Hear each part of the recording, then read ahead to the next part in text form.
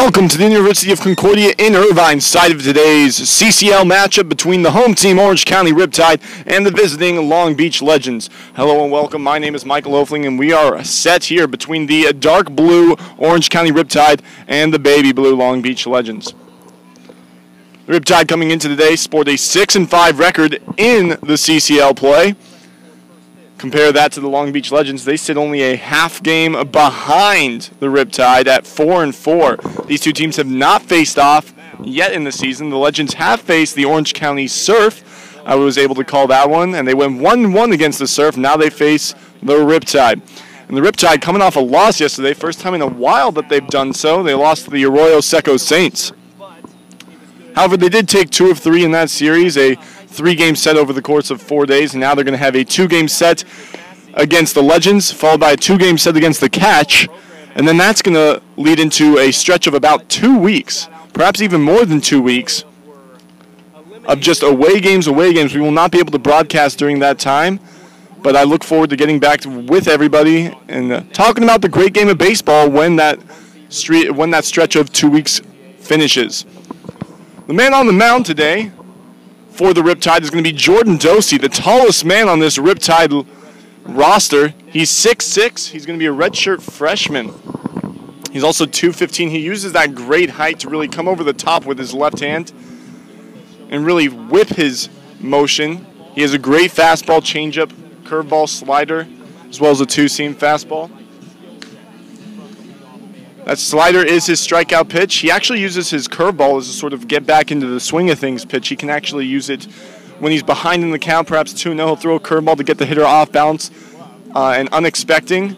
It's very, very effective, as he's been able to prove throughout the entire year. He has a 77% strike percentage, so he loves to pound that strike zone. Not necessarily a strikeout pitcher, but he does have strikeout material. He loves to get the ball on the ground. However, he can put the ball up in the zone, and that can be his downfall. Hopefully we see a lot of balls on the ground from today. That's when he's at his best.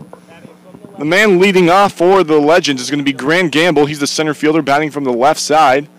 He's going to face Dosey. First pitch from Dosey. Fastball just inside, 1-0.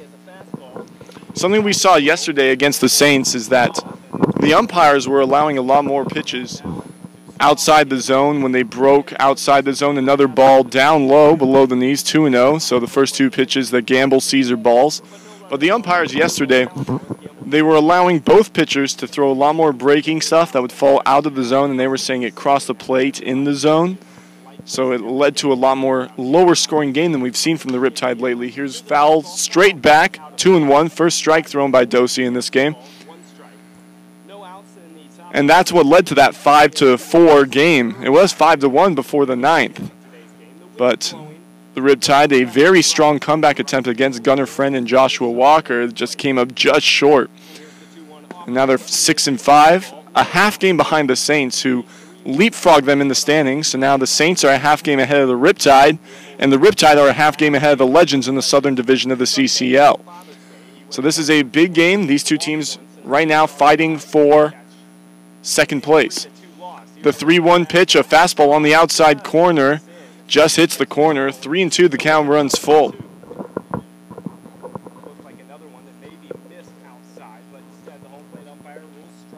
Gamble awaiting the payoff pitch.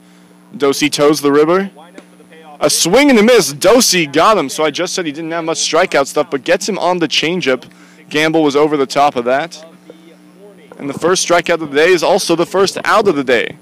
Nice set of pitches and a nice way to come back in the count by Dosey, falling behind 2-0 early and then coming back to get the strikeout. Now he's going to face Michael Stefanik. Stefanik got off to a very, very hot start to the season. He's batting over 500 through the first few games. And then the league play started. He sort of cooled off a little bit, but he's still a very dangerous hitter. Great at making contact. Not necessarily the greatest power hitter, but he can hit to all fields and get good wood on it. 1-0 the count. It's going to be 2-0. The slider runs low and inside off the shin guard of Andrews behind the plate. 2-0. Let's go through the lineup for the Legends. Gamble, Stefanik. They're the two that have been up right now. That's going to be followed by Tommy Anderson. Then Steven Corona, Jake Scott, Harrison Smith, Corey Treyas, Joe Caprice, and Griffin Keller is going to be in the 9th spot, and of course Jacob Alcorn going to be on the mound. 3-0 the count to Stefanik. Seems like Dosey's sort of staying away from the righty. 3-0. Looks like Stefanik was taking all the way. That fastball went right down Main Street, probably in the lower half of the zone. 3-1 the count. Stefanik playing second base today. He's been usually playing third base for most of the year. Fastball down low, so Stefanik is going to take a leisurely stroll on down to first. So the 1-out walk puts a man on first for the 3-hole Tommy Anderson.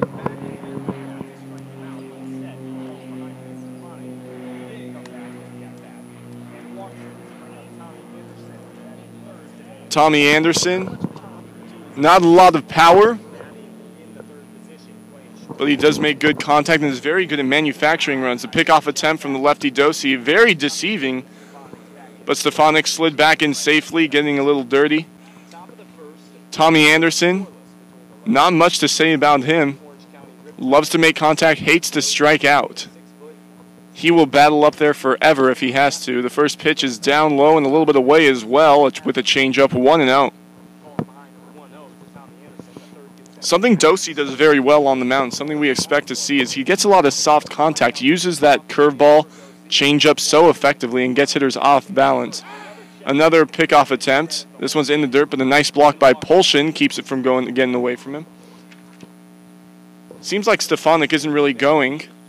Right when Dosey started his motion, which would eventually turn into the pickoff move, Stefanik was already jumping back toward the base. The 1-0 is high and outside with the fastball, 2-0.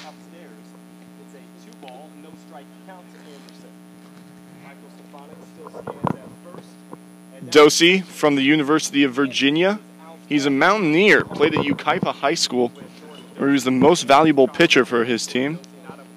Last year he redshirted, looking to do some damage for the Mountaineers, who have had some success with their baseball program, and I'm sure he will be a valuable asset. And already pitching coach Marcus Pointer going to go out and talk to Dosey along with Mitch Andrews behind the plate. This is a good time to go over the Riptide defensive lineup. From left to right, it's going to be Tate Shaw, Dominic Fletcher, and Joey Parente.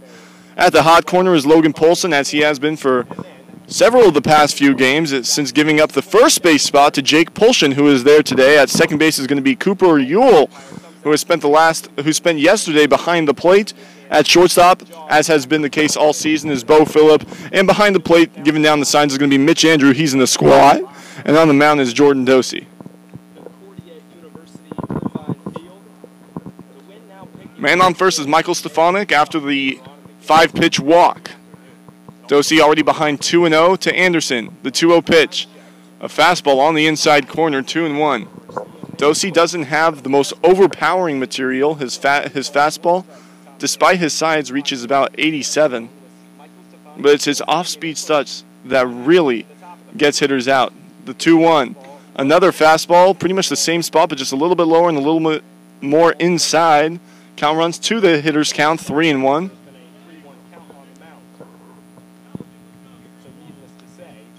Head coach Tiger Peterson calling for a challenge, asking for a fastball against Anderson. The 3-1 swung on and fouled off to the right side and out of play.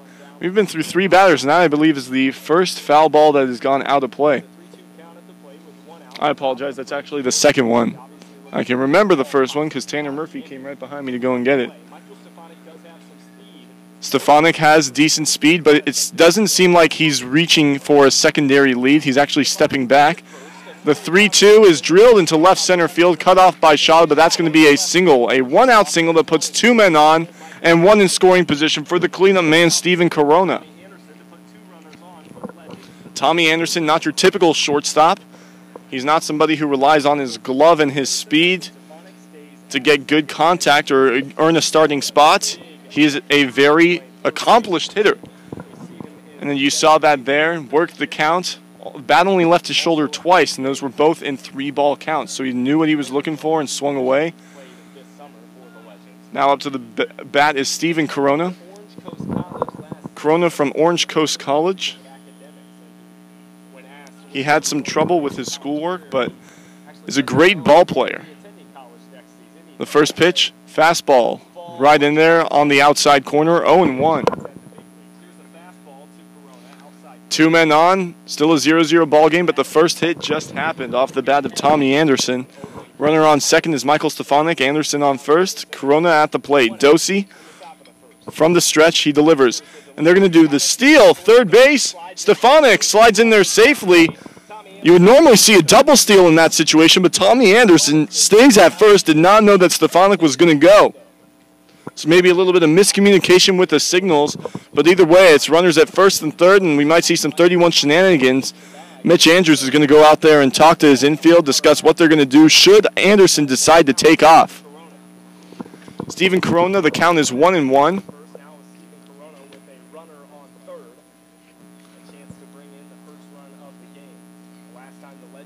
Corona awaits. The 1-1. Lifted high and deep to right field. Parente moving back on the warning track, and it is just in play. They're going to try to tag him from third. The throw goes to second, and it's in time. They have the runner at third. Stefanik crosses home plate. So that will be a double play. A great throw from Joey Parente that keeps a run from scoring. Wow. What fantastic fielding awareness from the shortstop, Phillip, and Joey Parente directly on the same page. A bullet from the warning track keeps the score at 0-0 as we head to the bottom of the first. The Riptide, it's their turn to take the at-bats. Stay tuned to the Orange County Riptide Network.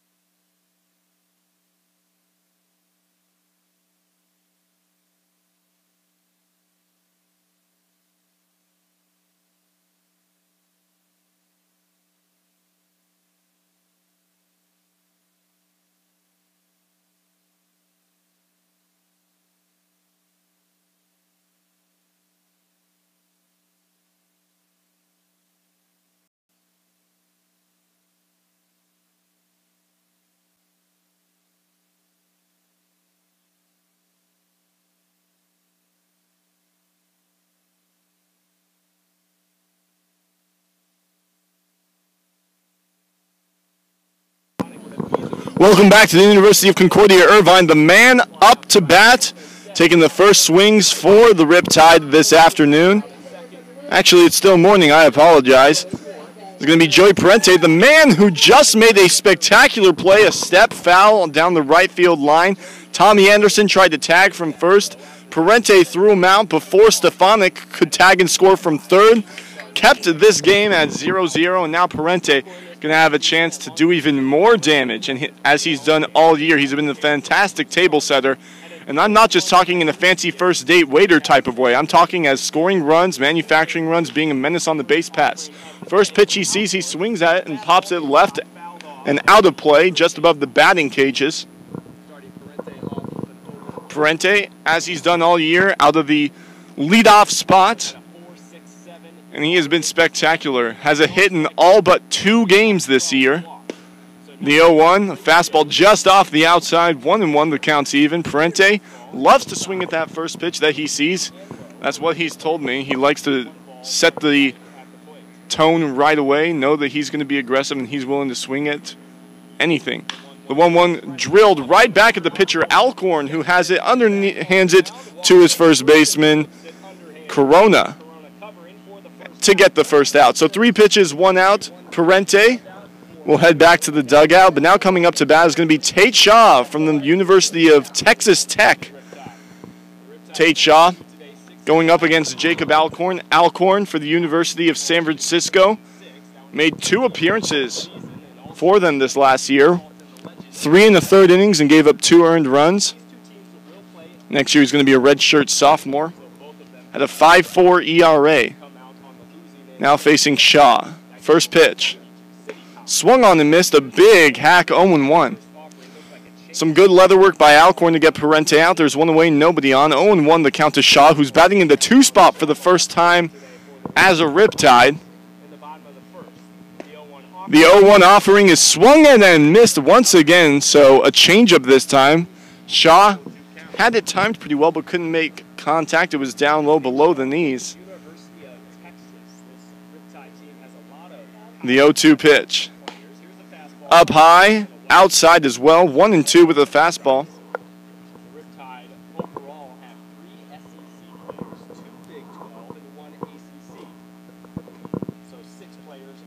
Shaw awaiting the 1-2. The delivery from Alcorn is swung on and missed, so 4 pitches and a strikeout for Alcorn, his first of the day, the second one we've seen in this contest.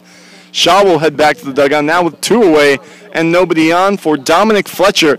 Dominic Fletcher has only played 5 games, for the Riptide, already with 2 home runs to tie for the league lead in that category, and he can look to do the same thing here. He has homered in the first inning. That came against the Arroyo Seco Saints in their second game of the 3-game set. Fletcher has already proven himself a vital component of the Riptide lineup. The first pitch down low and away with a fastball. 1-0 was in the dirt, and a nice block by Capris behind the plate. You take a look at Fletcher, and you wouldn't think he has a lot of power. He hit a 3-run homer in his first home game with the Riptide. And I was able to talk to him after, and I said, where does most of your power come from? And he said, it's from the hips. And I asked him to give me a little bit of a demonstration, but I think maybe he got a little camera shy. Here he fouls it back and now to play, right into the jungle. 0-2, or 1-1, excuse me. And Fletcher tried to give me a little bit of a demonstration. He was just moving his hips. And I said, that looks good. And he sort of laughed. Loves the game of baseball. 1-1 the count and the pitch. An off-speed pitch looked like a changeup that stayed on the outside corner at the letters. 1-2. No runners have gotten on for the Riptide. We're almost through the first. The 1-2. Swung on and fouled straight back into the chain link fence. The stream shakes a little bit there, but it's all right. Still on line. Count remains 1-2. 1-2, take 2. Alcorn looking for a 1-2-3. The righty from the windup. A long delivery and the pitch. Swung on and fouled off to the left side and out of play once again. Into the parking lot and sort of toward my car. I apologize, Mom and Dad, but I can't see the car from here, so I don't know if I have a dent yet. The count remains 1-2. Let's go through the rest of the lineup for the Riptide. It's going to be David Miranda in the 4th spot, then Logan Polson, Jake Polshin, Cooper Ewell, Mitch Andrews, and Bo Phillip. A swing and a miss on the breaking wall. He gets Dominic Fletcher. 2 straight strikeouts to end the bottom of the first. We head to the top of the second, still a 0-0 ball game. Legends, they're going to try to score some runs. Riptide going to try to stop them. That's how baseball works. But we'll be right back on the Orange County Riptide Network. I'm Michael Hofling. Stay tuned.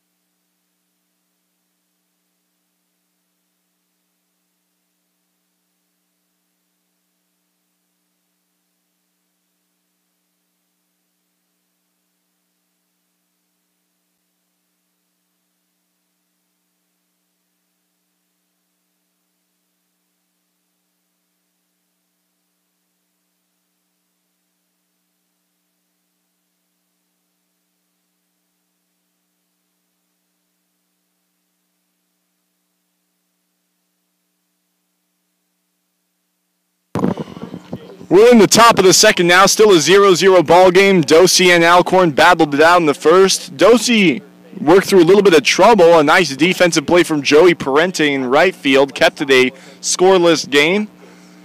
First man that Dosey is going to face in the second is the DH Jake Scott. A little bluff bunt attempt. He pulled it back, but it was a fastball on the outside corner, 0-1. The Legends do have one hit. That was a single in the first that put runners at first and second. And then Stefanik would steal third. Here's a ground ball to the third baseman, Polson. Nice play. Running on the run, he makes a nice throw to Polson at first for out number one. Polson, throughout the first few games of the season, was only playing first base. He did not play anywhere else. Actually pitched a couple times. So he did do that, but nobody knew that he could play third. And then a day came where the normal third baseman, at least the normal third baseman for the moment, Eric Wagaman, got drafted by the Yankees in the 13th round, and they had to get a new third baseman. And Paul Gomez was going to be their man, but then Polson came up to head coach Tiger Peterson and said, "Hey, I played third base in high school. I could try it out." So they said they would try him out for a couple innings, and he really proved himself. And since then, the job has been pretty much his. Took the day off yesterday due to some personal agendas. But he's back today, and they love to have him back. He's near the top of the CCL in hits, actually top 5. Before yesterday, he had played every game for the Riptide. The 0-2 pitch is swung on and missed, a breaking ball. Second strikeout of the day, drop third strike that Andrews tosses on softly to first, and they get him. So the strikeout for Dosey still counts after the drop third strike. So 2 outs, and this has a chance to be a much quicker inning for Dosey, much less drama. Now coming up is going to be Corey Treyas, the right fielder. He's looking to start a 2-out rally. Jordan Dosey, the lefty, gets the sign from Andrews in the first pitch. A strike, a fastball at the knees. Treyas, one of the few switch hitters on either team. In fact, I don't think that the Riptide have a single switch hitter. There are 2 switch hitters for the Legends. Treyas waiting for the 0-1. The 0-1 delivers is a fastball that drops below the knees. Had a little bit of sinking motion to it. 1-1, the count runs even. Still 2 away. Nobody on base.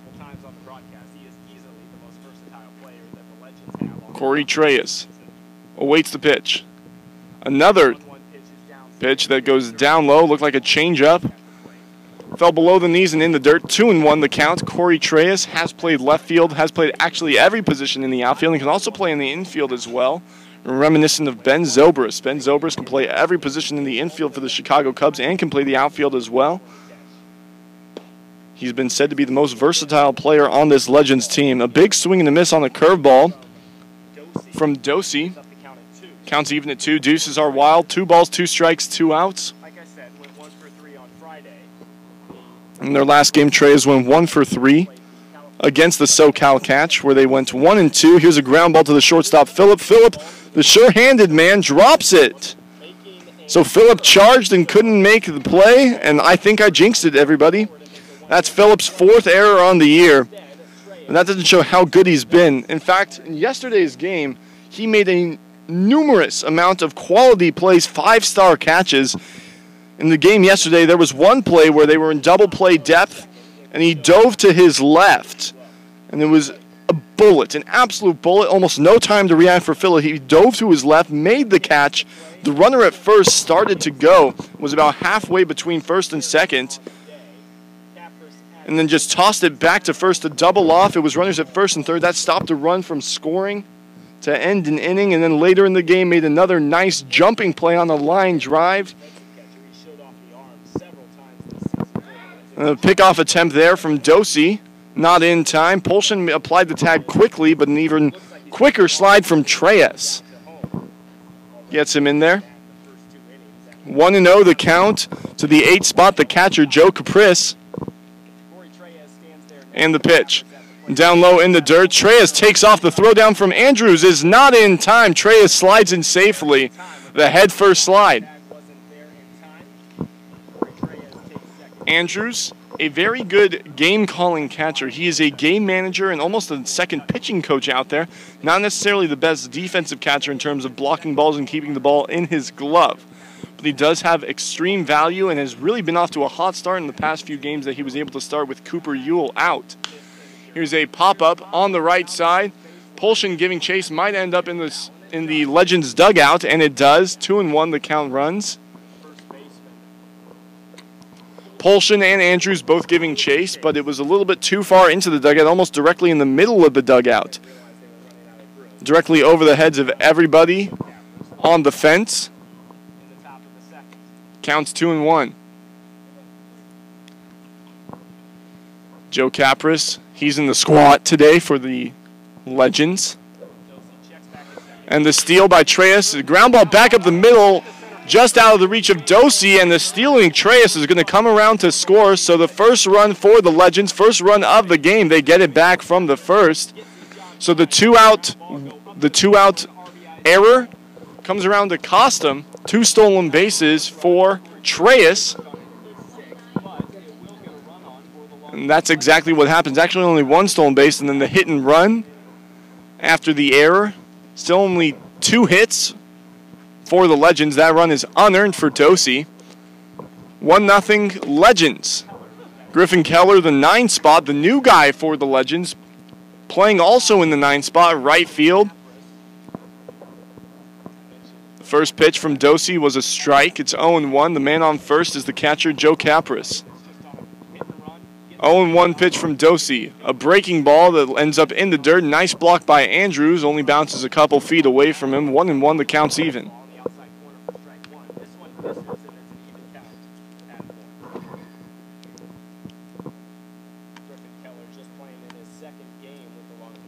Griffin Keller from Santa Clara University. He's from, or at least he goes to school from around where I am. I have a couple friends that go to Santa Clara. They have a great water polo team, Division I, and a great baseball team as well, and I'm sure that Keller will add some value to that. He's going to be a freshman next year, a redshirt freshman, so his second year at SCU.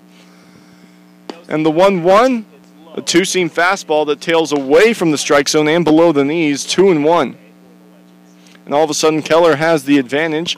And waiting on deck is the top of the lineup, Grant Gamble. Gamble is 0 for 1, but they want to try to get him out right now.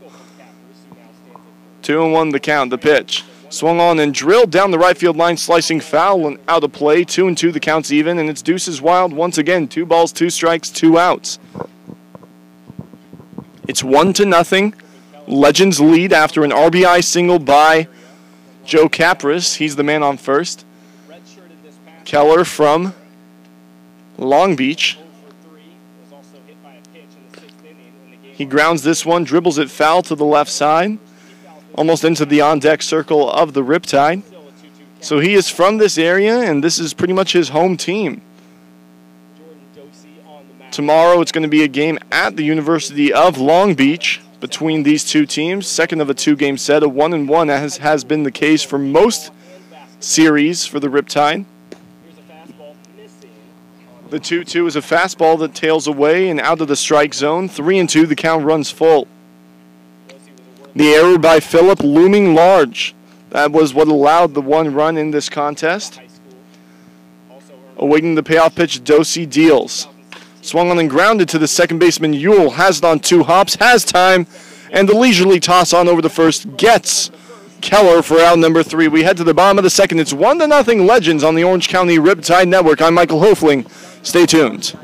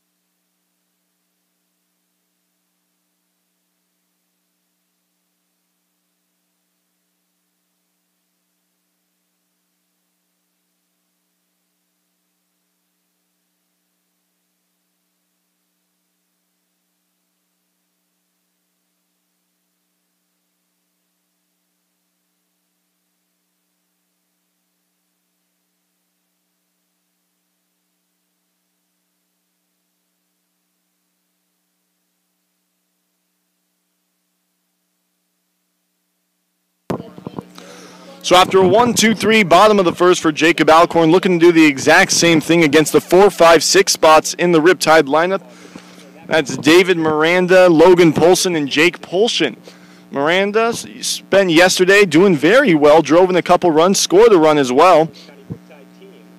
Looking to continue his hot streak going, the hot streak that he's been on the entire season, currently in the top 10 in the CCL in batting average. Before yesterday's game, actually spent the previous 5 games away from the team. There was speculation on whether or not he was going to get drafted. Turns out he did not, so he returned to the Riptide, and the Riptide are glad to have him. He's been a spectacular asset and a possible all-star in the California Collegiate League. First pitch was a fastball on the outside corner. It's 0-1, and the second pitch, another fastball that lands on the outside corner. 0-2, Miranda finds himself in an early hole. Miranda from Florida Atlantic University. A lot of people thought he was going to be drafted.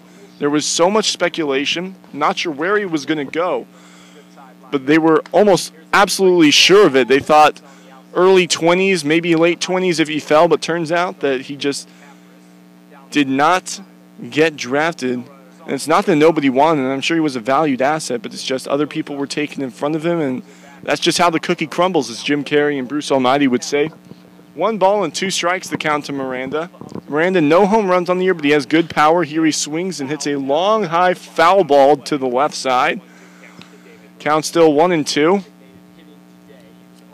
Miranda had some trouble in right field early in the year. That's where he was before Dominic Fletcher got to the team and moved Parente over to right. Fletcher made a couple errors, which actually cost them a game against the Santa Barbara Foresters. Here's another breaking ball that goes foul, back out of play. 1-2, the count remains. We'll do that for a third time. So David Miranda, designated hitting, taking his glove out of the field. He has been working on his glove and will potentially be back out there in right field or left field in future games, but the 1-2 pitch is once again fouled off to the left side on top of the batting cages. It remains 1-2. This past year at Florida Atlantic, hit .319 with 12 home runs. Yet to get anything out of the yard here. The Riptide have had a noticeable lack of serious power until Dominic Fletcher came. There was only 1 home run in all of league play. That came off the bat of Eric Wagaman, who left for the Yankees after the draft. The 1-2, take 4. Fastball on the outside corner. Freezes Miranda, gets him looking. Third strikeout of the game through only 4 outs for Alcorn. That's going to bring up the 5 spot. Logan Polson, the big man from the University of Hawaii.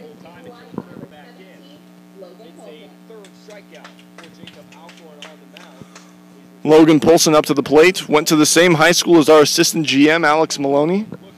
And he was a stud then. He's a stud now. Was actually expected to go to UCLA and then had to have surgery, lost his scholarship, and found his way onto the Warriors team. And I've actually done some work with ESPN3 for baseball, and but I've worked some games for the University of Hawaii. And I have a friend from Hawaii who's also from there, and he loves Logan Polson because Polson is one of the best fielders we've ever seen. .997 fielding percentage through his first year with Hawaii. 1-0 the count and the pitch. Swung on and driven to center field. Moving back on it is Gamble, who makes the catch just short of the warning track. So Polson gave it a ride, but unfortunate for him, it was right at Gamble. That's going to be 2 outs for the number 6 man, Jake Polshin. Polshin, a very streaky hitter. Yesterday did not have any base hits. Did reach base via a walk, though, but then again, yesterday everybody was having trouble against Zachary Phillips, and through the first inning with Gunnar Friend in the 8th, they couldn't get anything going, and then the 9th, they got 6 hits, scored 3, and it was just not enough. It was 5-1 coming into the 9th, ended up losing 5-4. Polshin awaiting the first pitch from Alcorn. The righty delivers. Polshin swings and fouls it straight back just above me and the Legends broadcaster. 0-1 the count.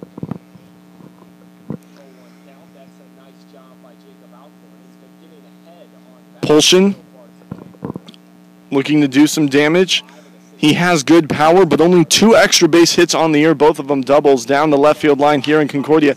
Here's a high, deep fly ball. Gamble directly underneath it, has a lot of time, almost was able to set up a whole camp makes the catch, uses two hands. That's how you do it, kids, to set down the side in the second. So 6 up, 6 down for Jacob Alcorn. He's done a good job of getting ahead of hitters early in the count.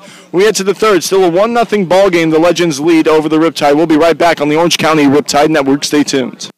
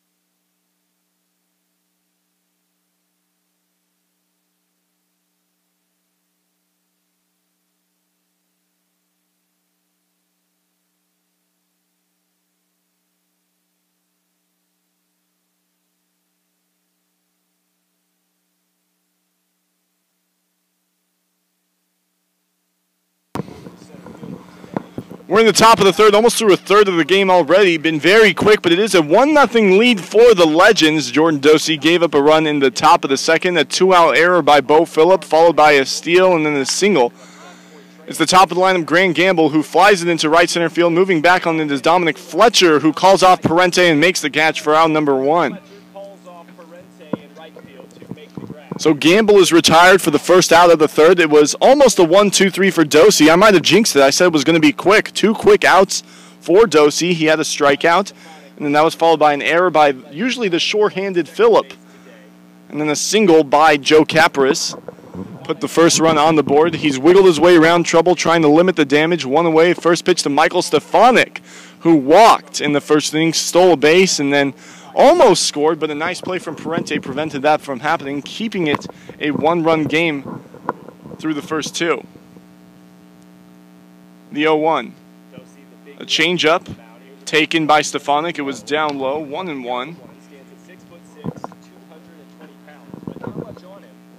Stefanik has had a good year, a great year, in fact, near the top of the CCL leaderboards in batting average. Here he flies this. It's short to Parente, moving in on it toward the line. Parente makes the catch. Parente, spectacular glove out there. Almost everybody in the outfield is out there. A lot of the reason because of their great gloves, but a lot of the reason because they're great batters as well. In fact, their entire outfield, it goes Parente, Shaw, Fletcher, is the 1-2-3 spot in the lineup. So Tiger Peterson has some great faith in them, knows that they have good power, good contact capabilities, and good speed as well. Dominic Fletcher, for sure a 5-tool player.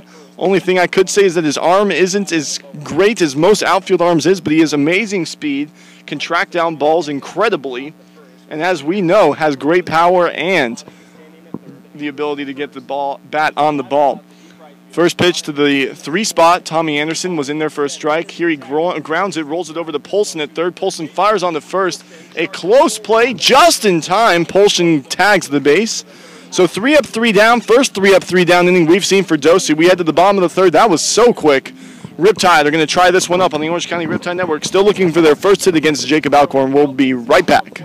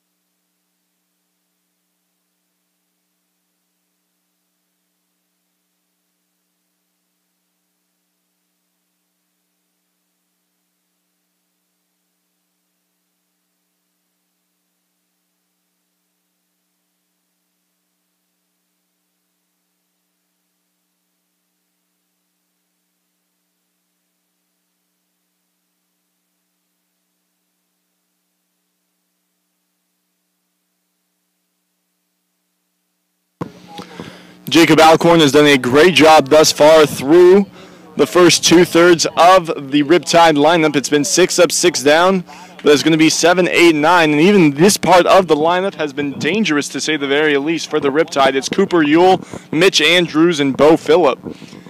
Cooper Ewell batting over 300 on the year. Bo Phillip batting over 300 on the year also. Before yesterday, had a hit in 7 straight games. That streak ended yesterday. He was on deck when the game ended, so he was so close to getting another chance to extending that hit streak, ending the longest active hit streak in the CCL. First pitch to Ewell is high and tight with the fastball, 1-0. Ewell, very patient at the plate, has dealt his way through injuries through the first part of this year, but he is a welcome addition back into the lineup.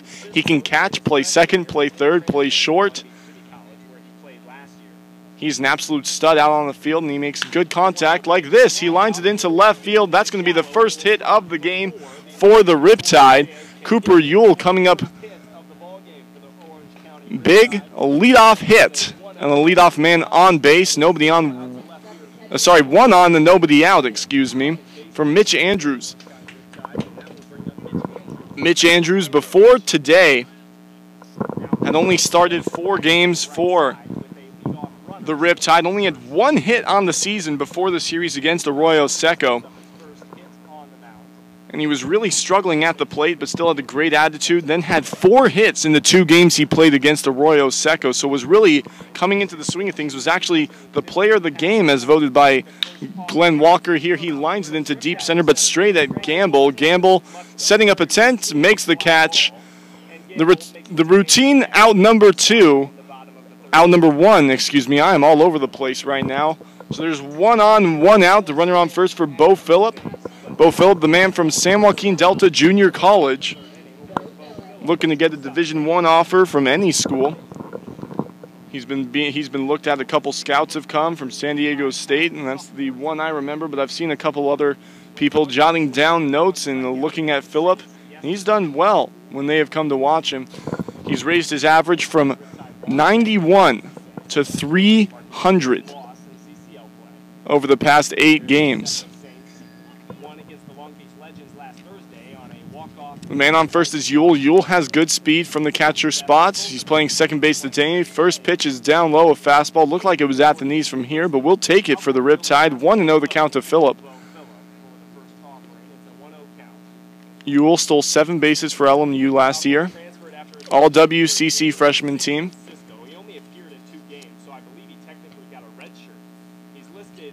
Alcorn delivers the pitch. Ewell goes, the throw down. Not in time. The throw was there, but it was not able to be handled by the second baseman, Stefanik. It was in the dirt, so Stefanik did a good job to keep it in front of him, just sort of kept it in his belly.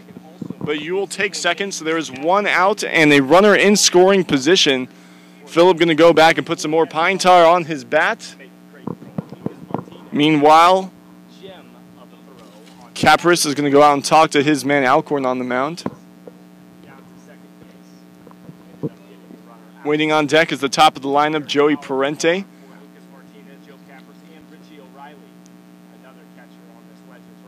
Phillip, the count is 2-0. The pitch, it comes down low and looked like a breaking ball, perhaps a slider, 3-0. A lot of catchers on this Long Beach Legends roster. And without doubt, Capris has been the one that they have gone to throughout most of the year. Now is back doing the Orange County Surf games. They played 2 games against the Legends, and their man behind the plate was Robbie Barham at that point. Since then, it's been pretty much Capris in league play. So the 3-0 pitch was a fastball on the outside corner, 3-1. The 2 appearances that Alcorn has had in league play this year came against the Academy Barons and the Ventura Halos. He's pitched 6 2/3 innings, giving up 3 runs in league play. He's pitched in 5 games throughout the entire year.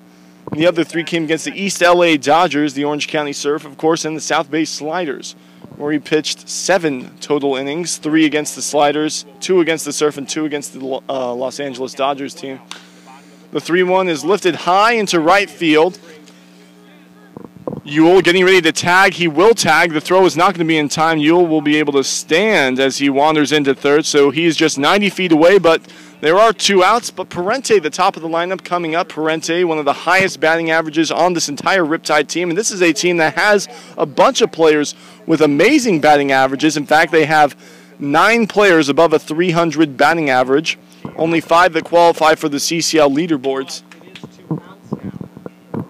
That is the most. Even those 5 that are on the CCL leaderboards, those are the most in the California Collegiate League. So they have done spectacularly at the plate. And that's not to say the pitching has been the problem because of their 6-5 record. They have been spectacular on both ends of the ball. First pitch is down low in the dirt. A nice block by Capris keeps Yule at third. Parente looking to drive home that run. Anything will score him that's not an out. A wild pitch, a pass ball, and a base hit.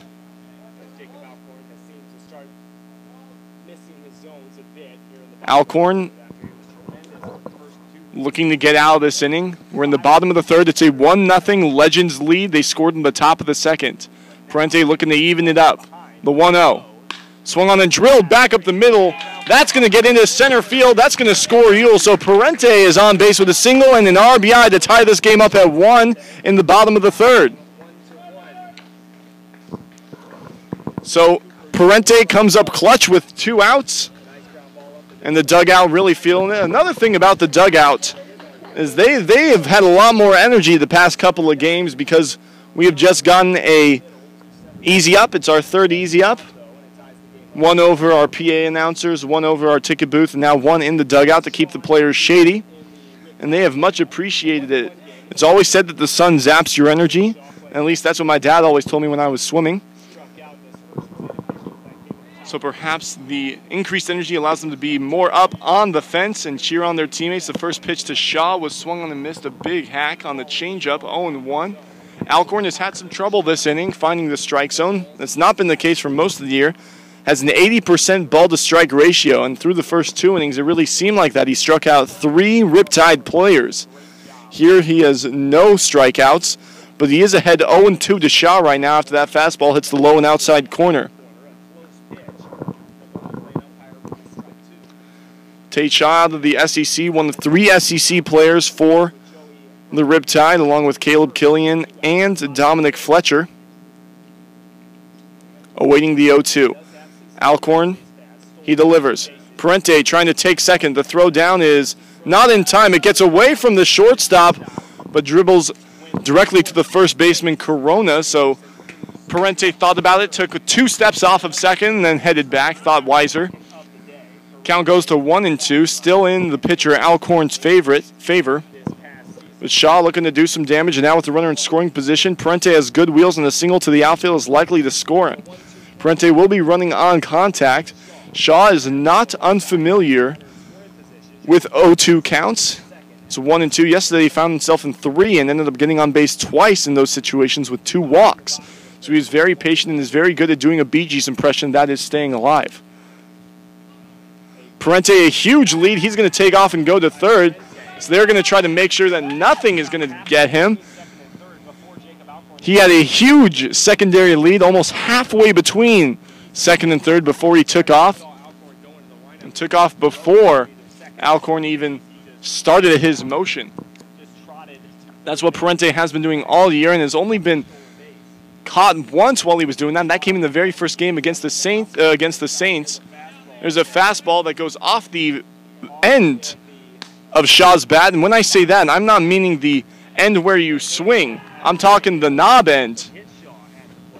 Luckily or unfortunately for Shaw, however he wants to look at it, it did not go off his hand. That could be an injury, but also he doesn't get to reach first base. Count is full. Count is 2-2, excuse me. That was a foul ball.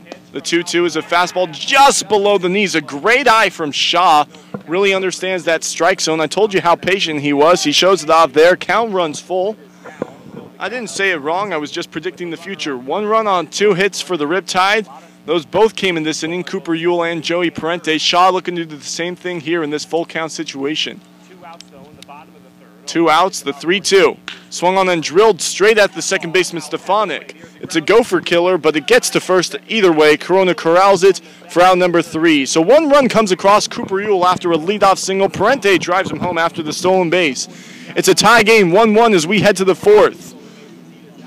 Dosey heading back out there for his 4th inning of work. We'll be right back on the Orange County Riptide Network. Stay tuned.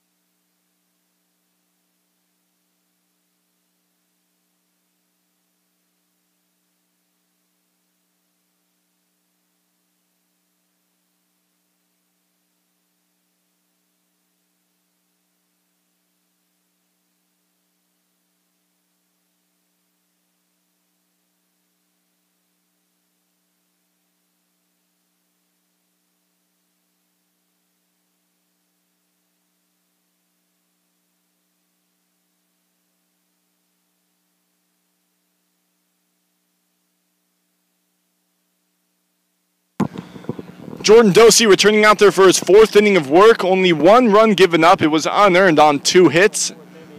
He's facing the 4, 5, 6 spots. And Steven Corona, Jake Scott, and Harrison Smith, the first baseman, third baseman, and so the 3 power positions coming up against Jordan Dosey. First pitch was a fastball inside and down in the dirt, 1-0. Easy take for Corona. Jake Scott, last time I saw him against the Surf, he came in the middle of the game. He's the man on deck right now and ended up playing center field. Today he's DHing, but he can also play third base and first base and second base even.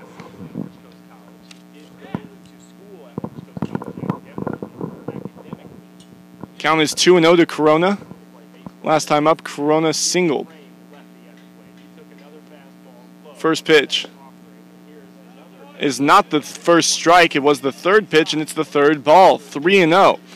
So Dosey, falling behind early, has an opportunity to fight back in this one and is also in danger of walking Corona to lead off the inning. It would be the 3rd time that somebody has gotten on base in 3 innings. It would be the 4th time in 4 innings, excuse me, and the 3rd time in 4 innings that the leadoff man has gotten on base.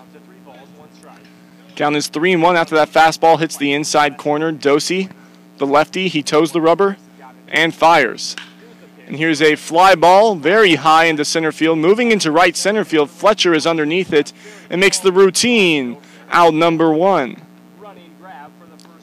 So now the man on deck, Jake Scott, going to come up to the plate. Jake Scott playing as the DH today, 0 for 1 on the day.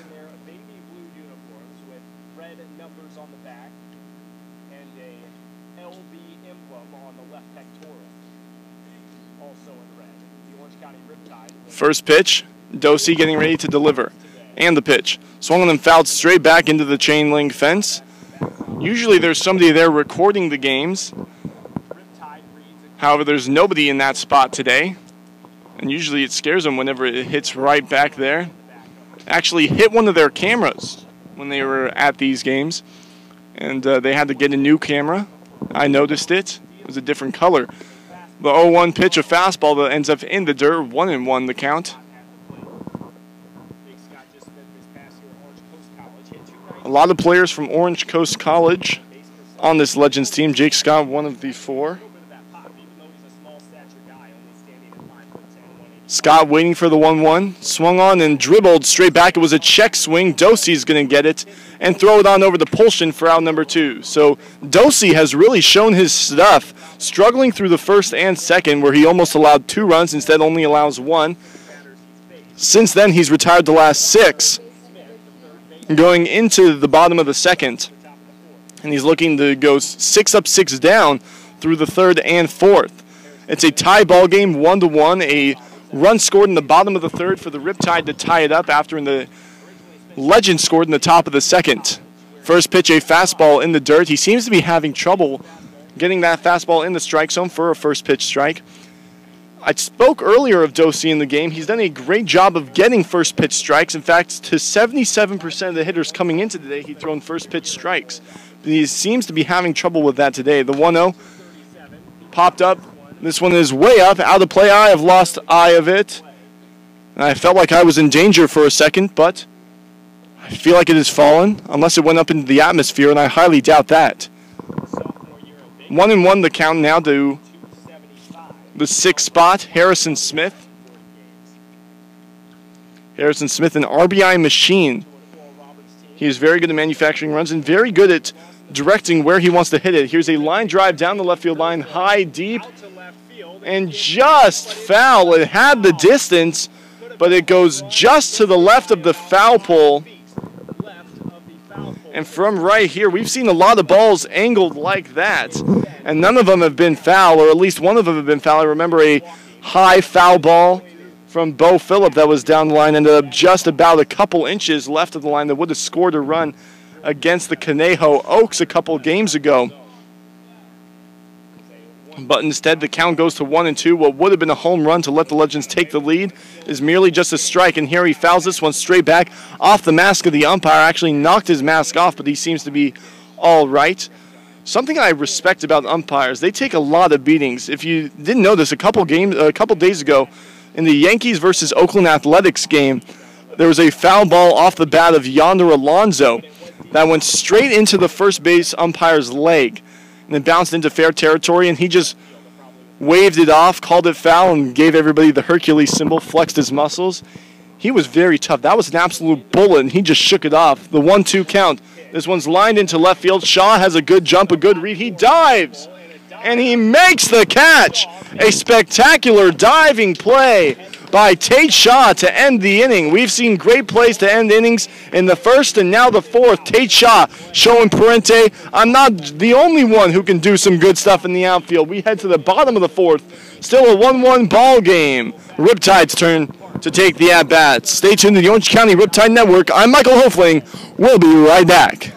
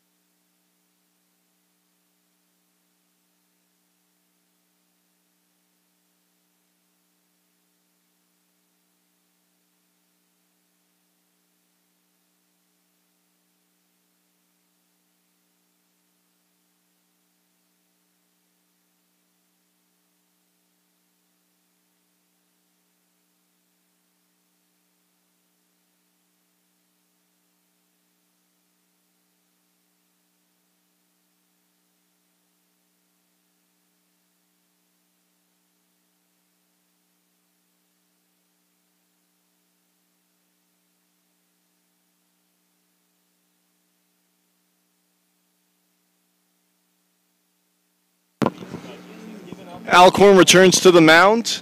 He had a very good first and second, 6 up, 6 down, and then in the third, Cooper Ewell led it off with a single. Then he stole a base, and then 2 quick outs were followed by a Parente single to drive in Ewell. And that has led us to this 1-1 ball game. 1 run on 2 hits for both teams, but that 1 run for the Legends came off of a Bo Phillip error, so Jordan Dosey still with no earned runs in this contest. We're in the bottom of the fourth. This game has gone by very quickly, and it's going to be the 4-spot Dominic Fletcher to lead things off. First pitch from Alcorn. Fastball just off the outside part of the plate, 1-0. Fletcher, the lefty. All three outfielders bat left-handed. They are at the top of the lineup, so it goes lefty, lefty, lefty, lefty. As David Miranda, the 4 spot, the cleanup man, is also a left-handed hitter. This one's popped up, it's fouled. And they had room to get it. The third baseman, Harrison Smith, just sort of couldn't follow it with his eyes. It got into the sun and just decided to let it go. It was very close to that tarp over by the Riptide bullpen, so he decided not to injure himself, or at least potentially injure himself, and just let it go. It's 1-1 the count. Dominic Fletcher awaiting the pitch. It's 1-1 the count. The pitch is drilled very high into center field. Gamble stumbles, but still tracks it and makes the catch for out number 1. Dominic Fletcher, a very powerful hitter, has trouble getting the ball on the ground when he has to, and that's one of his downfalls. For all the great things he does, Dominic Fletcher does have trouble getting on top of the ball when the ball is low. He flies out almost every time. In fact, he's only grounded out twice, though, thus far for the Riptide. Compare that to every other out being an air out. That is a line out or a fly out or a pop out. And here, Logan Polson flies it to the left fielder. Corey Treyes has it and makes the catch for out number 2. So 1 pitch for the second out, only 3 pitches needed for the first out. So only 4 pitches through, and Alcorn already has 2 outs. He's facing the 6th man in the lineup, Jake Polshin. Polshin spent a lot of time behind the plate. All 3 listed catchers are in today's game for the Riptide. Cooper Ewell at second, Jake Polshin at first, and Mitch Andrews, of course, playing catcher. All in there. Now, Logan Polson takes the first pitch, a 2-seam fastball that landed on the outside of the corner. 0-1 the count to Polson. The man from Hawaii awaits the delivery from Alcorn. Waits outside. 1-1 the count. I apologize. It was actually David Miranda who flew out to the left field. So actually the first 5 hitters in this Riptide lineup all bat lefty. Polshin, the first man to break that streak, he bats righty. And the 1-1 is swung on and missed out in front of that changeup, 1-2. Something a lot of head coaches like to do is they like to split up the righties and lefties throughout the lineup. They like to go righty, lefty, righty, lefty, righty. But Tiger Peterson applying something different. Ground ball almost in the hole. A nice diving play. Not in time. He had it and threw on over to first, but Polson showing off his legs and getting the first in time. It's going to be 2 outs and a runner on first. And as I usually say, there are 2 outs, so it doesn't mean much, but we have already seen in this game the Legends have scored with 2 outs and nobody on, so Polson maybe trying to do the same thing there after that base hit. It was a nice play by the shortstop Anderson, diving and making a backhanded catch, showing off the leather, but just unable to get to his feet and throw it on to Corona in time. Polson has good speed for his size. He shows that off at third base. Very good reaction time as well. Got out of the box so quickly. Jake Polshin up to the bat now. First pitch, big swing and a miss. 0-1. Polshin swings the heaviest bat of anybody in the Riptide lineup. 41 ounces.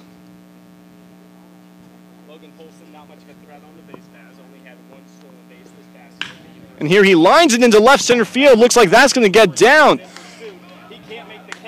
Corey Treyes tried to get it. He couldn't make the catch. Polson rounding third. The throw home is going to be in time, but off the glove of the catcher, Capris. Polshin, in the meantime, is right behind Polson and goes into third.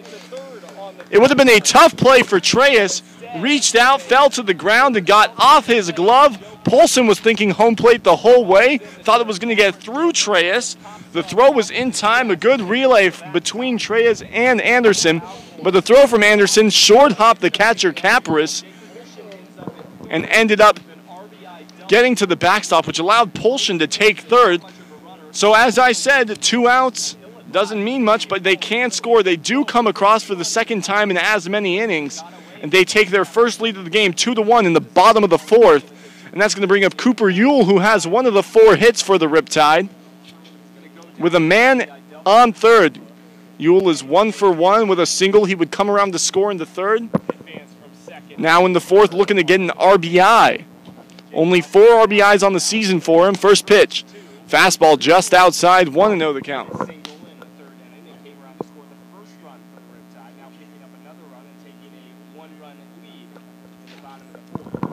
Alcorn was absolutely phenomenal through the first 2 innings, 6 up, 6 down. Since then, he has struggled to find the strike zone and has allowed 2 earned runs for the Riptide, possibly even more. We're not done with the fourth. The 1-0 gets through, and it gets through the catcher, Capris. At 5, hold him in between the legs, and Pulsion will come across on the pass ball. A pass ball is considered an error, so that will not count as an earned run for Alcorn. But it does give the Riptide a 3-1 lead. They double their lead. And now there's nobody on base, 2 outs. And Cooper Ewell will give him that RBI. 2-0 the count, Alcorn. This is his inning. The bullpen is empty for the Legends.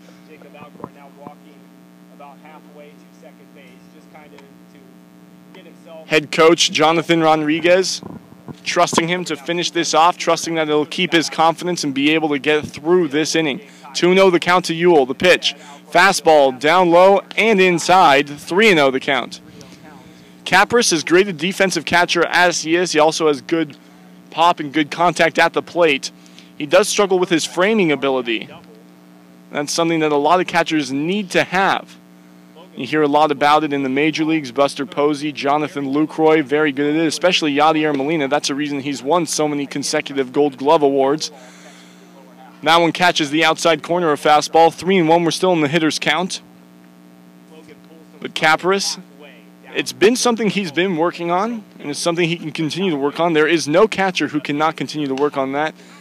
Here Ewell fouls this one back and out of play. Count runs full, so it goes from 3-0 to 3-2. And Alcorn looking to get Ewell out in the inning, limiting the damage to just 2 runs, both of those runs coming with 2 outs. A 2-out single from Logan Polson, and then a triple, let's call it a double, by Jake Pulsion, who ended up taking third on the throw home. The 3-2 pitch is lined into right field, but Griffin Keller tracks it down in right center and makes the catch. It was a line drive, a pretty hard line drive at that, but Ewell is not going to reach first, not going to be his second base hit. We head to the top of the 5th. We're almost through half of this game, and the Riptide lead 3-1, looking to get back in the win column after they lost yesterday. A new pitcher out there, looks like Blair Lewis. We'll be right back on the Orange County Riptide Network. Stay tuned.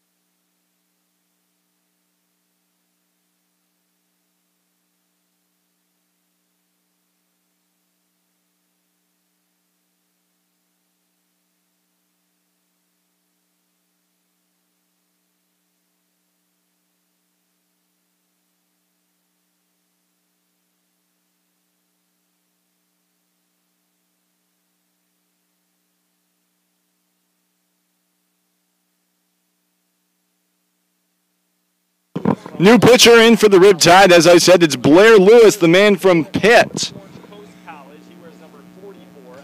Going to face Corey Treyas, Joe Capris, and Griffin Keller. He's from Hummelstown, Pennsylvania, the only player from the East Coast, in fact, the only player from a state other than Texas or California on this Riptide roster. So the Pitt Panthers are glad to have him. He's going to be a freshman next year, a redshirt freshman. Treyas, a switch hitter, now batting from the left side against the righty Lewis. And here he flies it to Tate Shaw, who catches it after he wandered closer to the infield. The shallow fly ball is also out number 1. Now coming up to the plate is going to be the catcher, Joe Capris. Capris has the only RBI in this contest for the Legends after he drove in Corey Treyas, who got on via an error by the shortstop, Phillip. He then stole a base and then got driven in on an RBI single by Capris. Lewis, a 4.5 ERA coming into today in his 4 contests. He has pitched spectacularly. Ground ball to the shortstop, Phillip. Derek Jeter tries to get it, not in time. Capris beats it out. Good speed for the catcher, Capris. Phillip trying to make up for that error he made earlier in the game. I mentioned Phillip has some highlight reel level plays. He's done that a couple times. In fact, he did that yesterday, and the same result, the runner was able to beat it out. Phillip doesn't have the greatest reaction time, but his ability to get leather on the ball and corral it so quickly, not bobble it, is what makes him such a great shortstop and a great fielder, and maybe even a possible all-star for the game coming up. Capris is 2 for 2, and that's going to bring him the 9th spot. Griffin Keller, the 9th spot in the 9 position, playing right field. He's 0 for 1. First pitch is a strike, 0-1.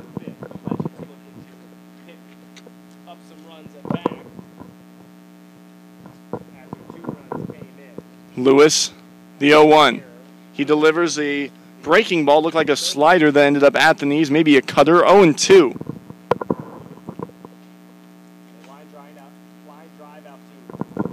Lewis really struggled through his first 2 appearances where he gave up all of his 5 earned runs.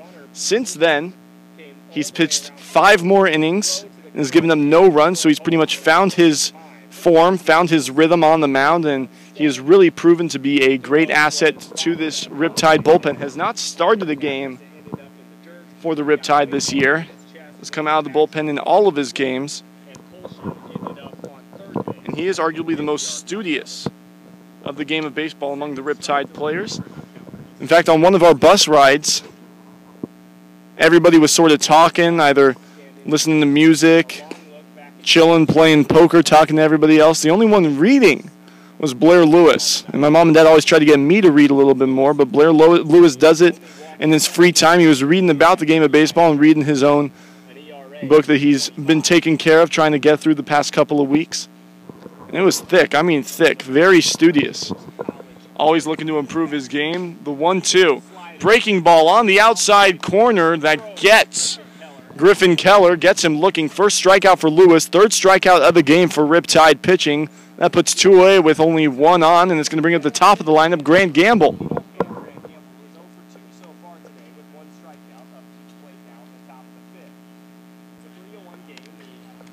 Riptide lead 3-1.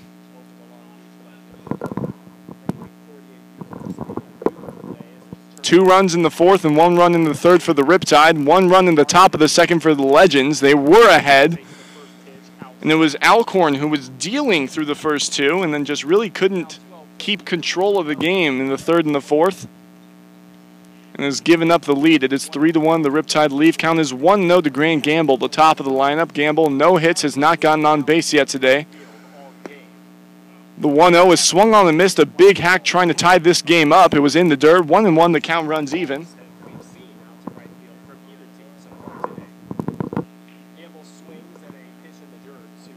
The man on first is Joe Capris. He's 2 for 2. 1 on, 2 outs. 1 run on 3 hits and an error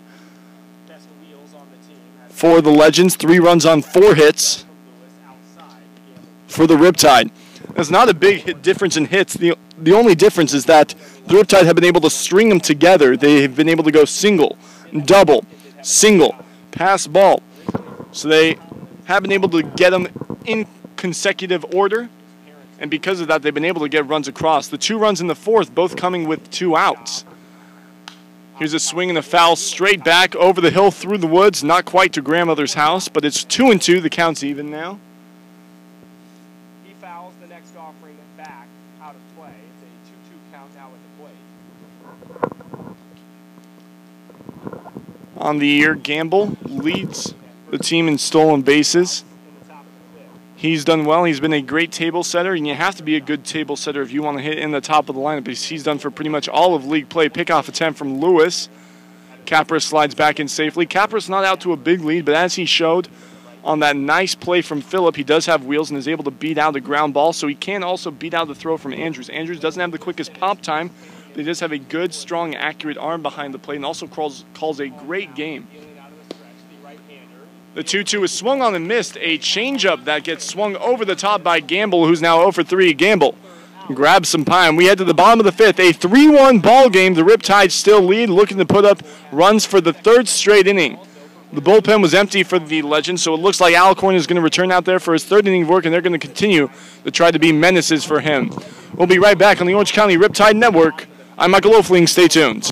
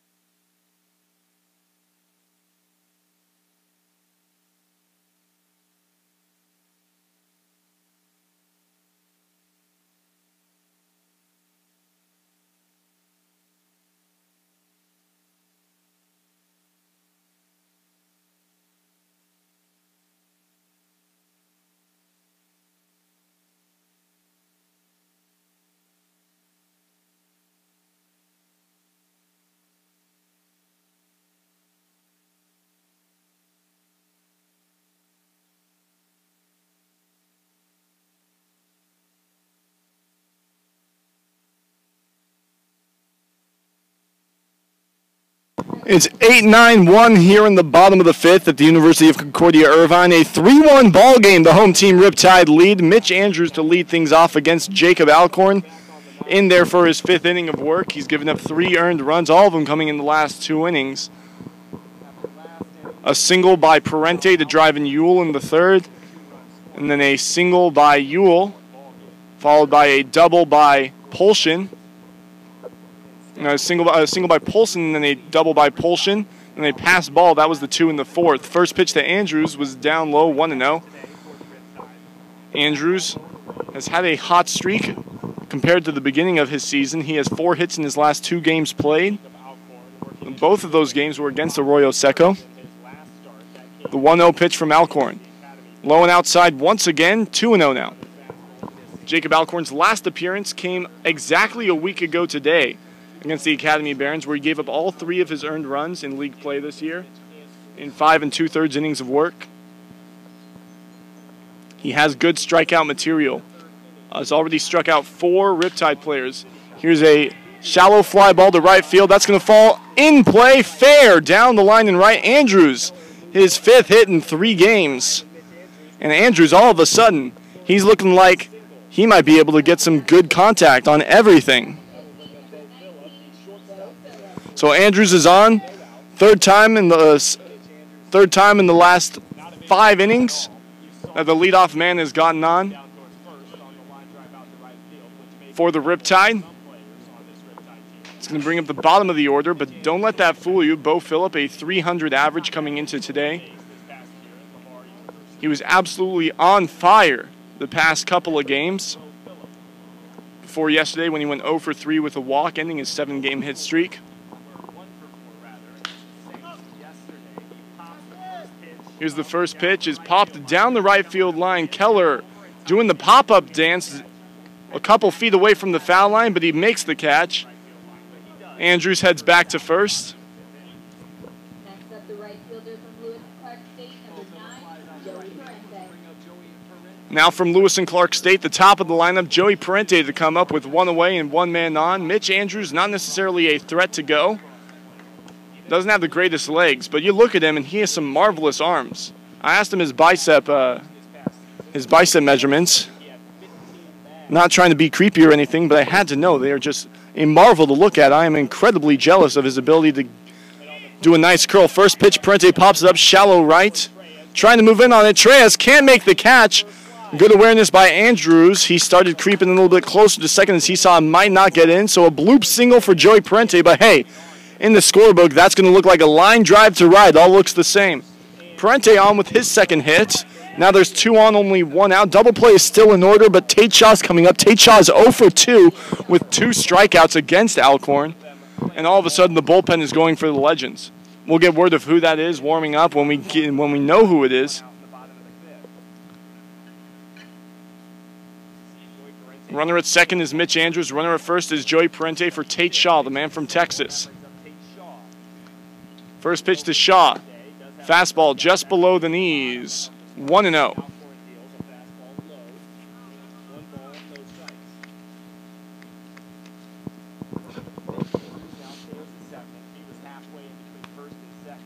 Alcorn has a brother on this team.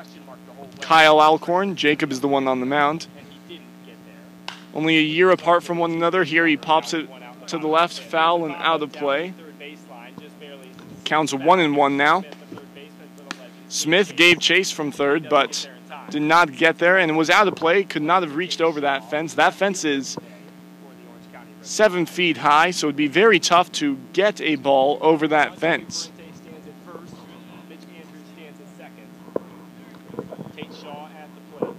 3-1 ball game. The Riptide lead. They have 2 men on and only 1 out. 1-1 is the count. And the pitch. Swung on and drilled to right field, but straight at Keller, who makes the catch. So it was very hard, made loud contact, but just got a little unlucky right at the right fielder, Keller, for out number 2. Coming up to the plate now, Dominic Fletcher. Now 2 outs in the bottom of the 5th. A 3-1 game still. The Orange County Riptide. Dominic Fletcher from the University of Arkansas, and he has the mentality of a Razorback. He has the physical capabilities as well. A Razorback is dangerous, can get very big, can do some serious damage to you. That's the power. It's very fast.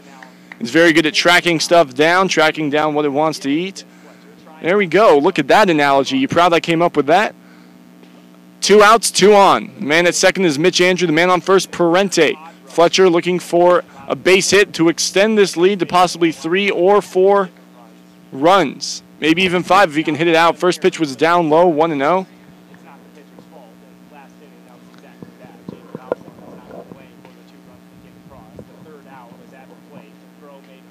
Jacob Alcorn getting ready to deliver the throw, the pitch.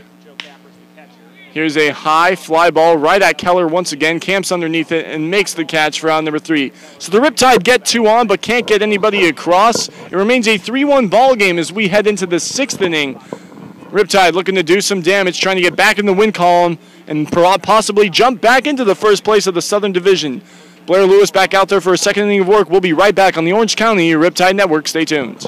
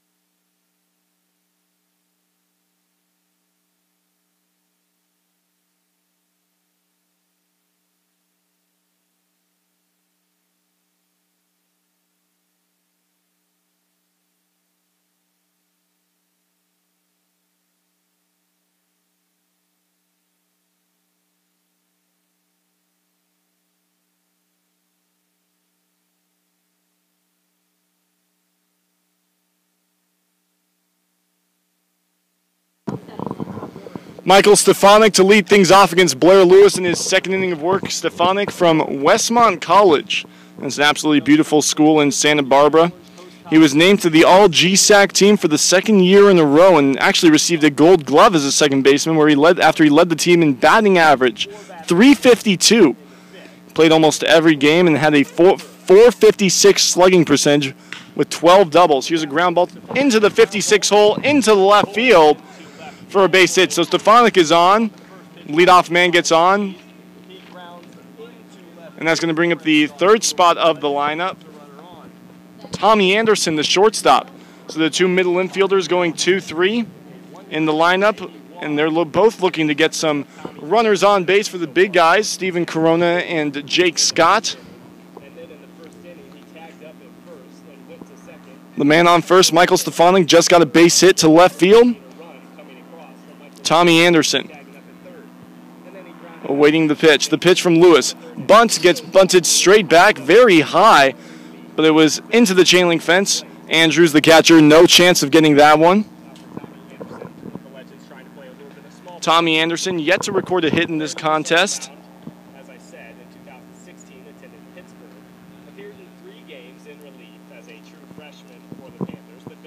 0-1 the count. The pitch. Breaking ball left up high. 1-1.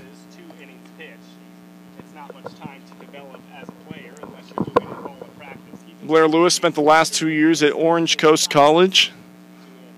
He has since found his way onto the Pitt Panthers roster. Pittsburgh Panthers stint. Blair Lewis transferred to Orange Coast College. Got plenty more appearances. And the pitch. On the outside corner, a check swing. They're going to say it's a strike, 1-2. Anderson looked like he went around, even if it wasn't a strike called. Bullpen still going for both teams. Both of them righties warming up in each bullpen. Pick-off attempt there. Stefanik gets back in safely. He's going to need some Tide to clean that one up. We're not sponsored by Tide, but that's what I use, so. 1-2, the count is still to Tommy Anderson. 3-1 ball game. The Riptide lead. 3 runs on 6 hits. Legends 1 run on 4 hits and an error. Another pickoff attempt. They really think Stefanik's going to go. They're going to say he's safe, and that is a very questionable call.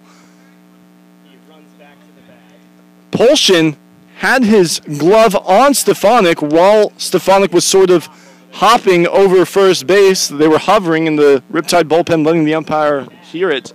They think that should have been an out. 1-2 the count. And the pitch. A changeup, a check swing. They're going to say he did not go. 2-2, the count's even.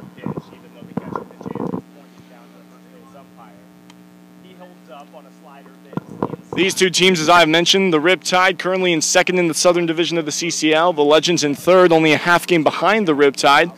And they are both behind the Arroyo Seco Saints, who sit a half game in front of the Riptide and a game ahead of the Legends. They're facing the Conejo Oaks, and the Oaks have been off to a very, very stellar start to the season. So possibly if they could lose, one of these teams will hop into first, or if the Legends win, it will be a tie for first in the Southern Division between the Legends and the Saints. However, if the Riptide win and the Saints lose, they will take the lead in the division and recover it for the second time in the year. The 2-2 pitch was a fastball left up high just above the letters of Anderson. 3-2, the count's full. Nobody out still in the top of the 6th. Waiting on deck is the cleanup man, the first baseman, Steven Corona. Corona has not had to field anything yet, but has gotten one throw in the dirt, has been able to dig a couple out. And the full count pitch, the payoff, is down low with a changeup taken by Anderson. He'll take a leisurely stroll down to first. First walk for Lewis. And there's going to be first and second. Nobody out for Steven Corona.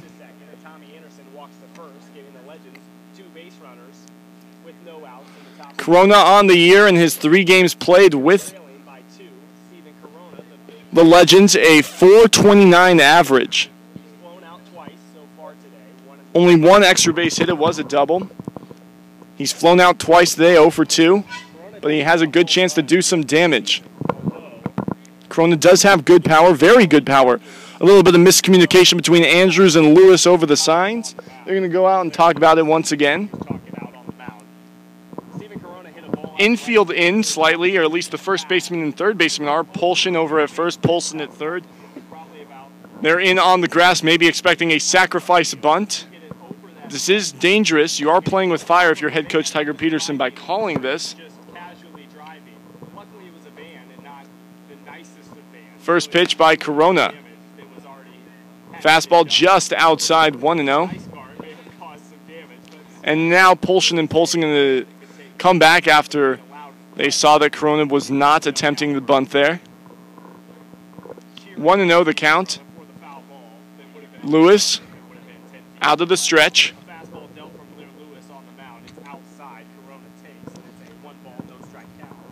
Long pause and the delivery.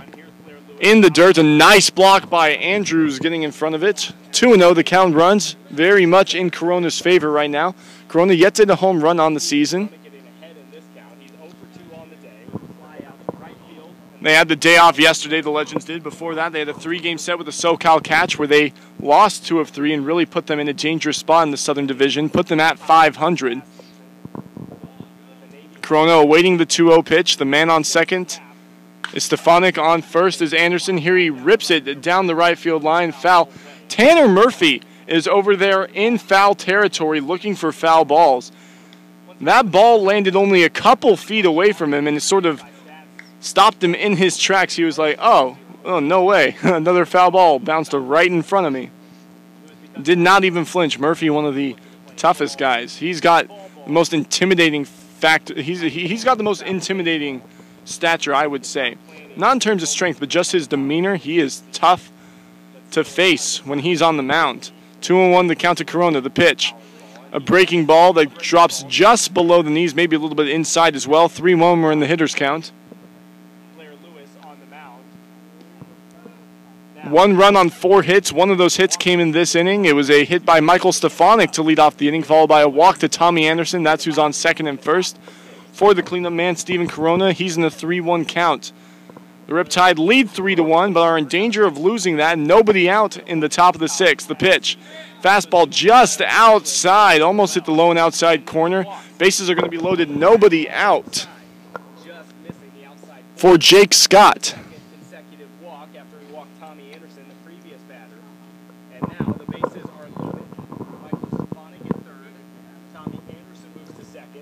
And now Tiger Peterson going to go out and talk to his pitcher Lewis on the mound. There is somebody working in the bullpen for the Riptide. Also the first baseman Polshin. In fact, everybody on the infield other than Polson is going to go in and talk to their pitcher, discuss what they want to do. And it looks like Lewis is going to hand over the pearl. They're going to bring in a new pitcher. We'll be right back on the Orange County Riptide Network. New pitcher in for the Riptide. As he warms up, we'll take a break. We'll be right back. Stay tuned.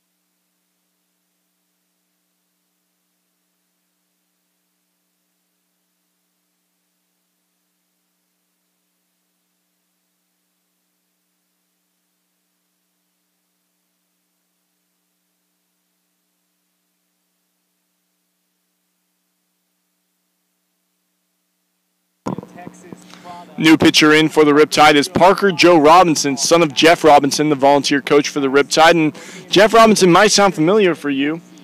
He did play baseball at Cal State Fullerton, a very proud and historically successful baseball program for the Titans at Cal State Fullerton. And he played 9 years in the major leagues and a couple years for my favorite team, the Giants. So his son from Texas on the mound today. As a redshirt freshman last year, made his first appearance against UNLV, where he struck out 1 over 1 2/3. And that was a very good outing, but then in his very next appearance, he gave up 3 runs in 1/3 of an inning, and that really put a lot of uncertainness in their head coach, and he didn't pitch again until May 17th. So from February 28th to May 17th, he did not pitch. And in that game against Texas State, he proved himself, only allowed to run from an inherited runner. Here's a ground ball into the 56 hole. That's going to get through. They're going to send the runner. Stefanik will score, but then they hold up Anderson. And there is still nobody out. And the bases are still loaded for Harrison Smith, the third baseman. So Jake Scott, an RBI single, cuts that lead in half. Now they're only ahead by 1. 3-2. The Riptide still lead, but there are still, as I've said, bases loaded, no one out.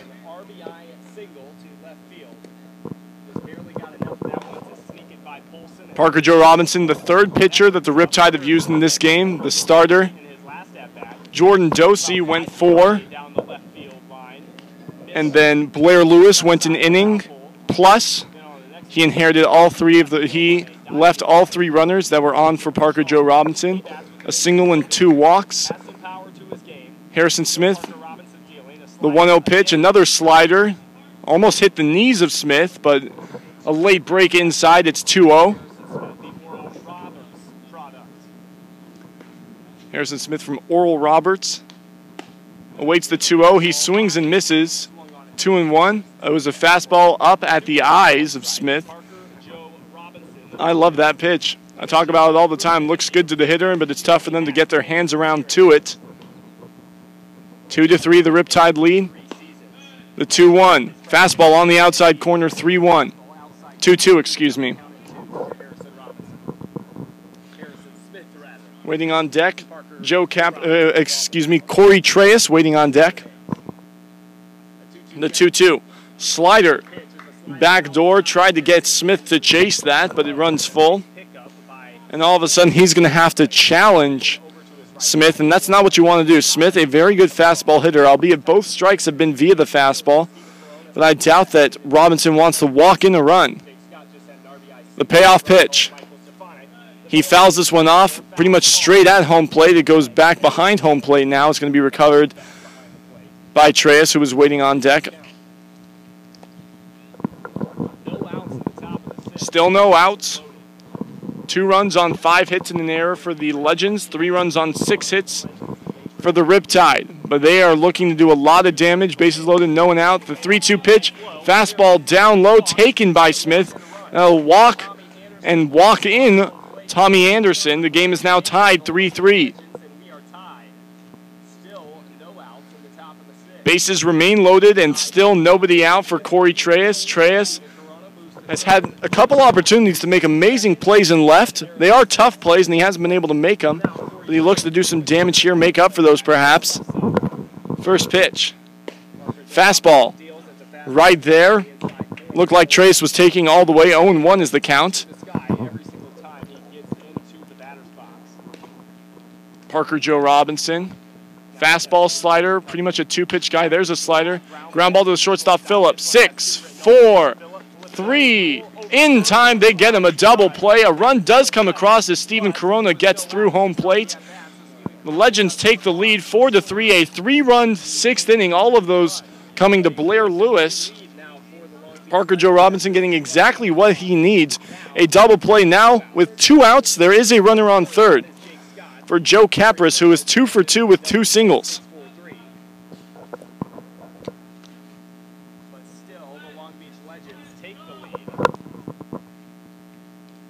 First pitch to Capris. Slider went across the entire strike zone. 1-0. Robinson has a low three-quarter release and comes across his entire body, uses that as sort of momentum, something you'd see from Jared Weaver. In fact, if you were to like put a line from his back foot to his plant foot when he gets ready to throw, it would almost be toward the dugout of the Riptide. So he comes across his entire body, and you love that low three-quarter release, almost like a catapult motion. Count is 1-2 to Capris. Battle yet to leave his shoulder. Somebody is working in the bullpen for the Riptide. Bullpen for the Legends is empty. A big swing and a miss from Capris. A nice slider gets him swinging. First strikeout for Robinson. They get out of it with as minimal damage as they can. Bases were loaded, nobody out. Only 3 runs come across. Legends take the lead 4-3 over the Riptide. We'll be right back on the OC Riptide Network. I'm Michael Oefling. Stay tuned.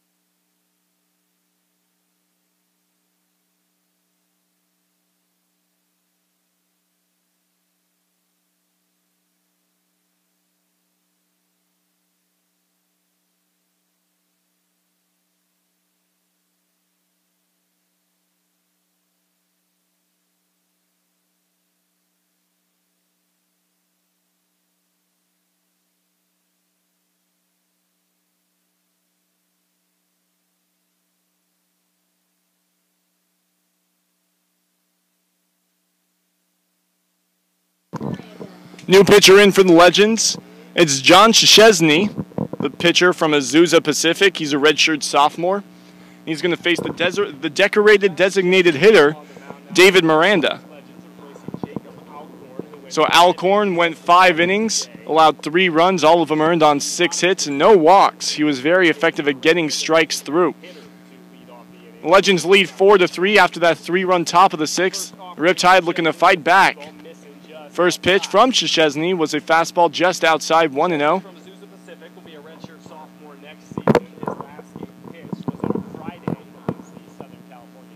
Szczesny pitched in their last game.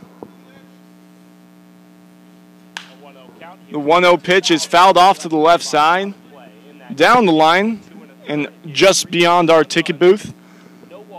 1 ball, 1 strike to Miranda.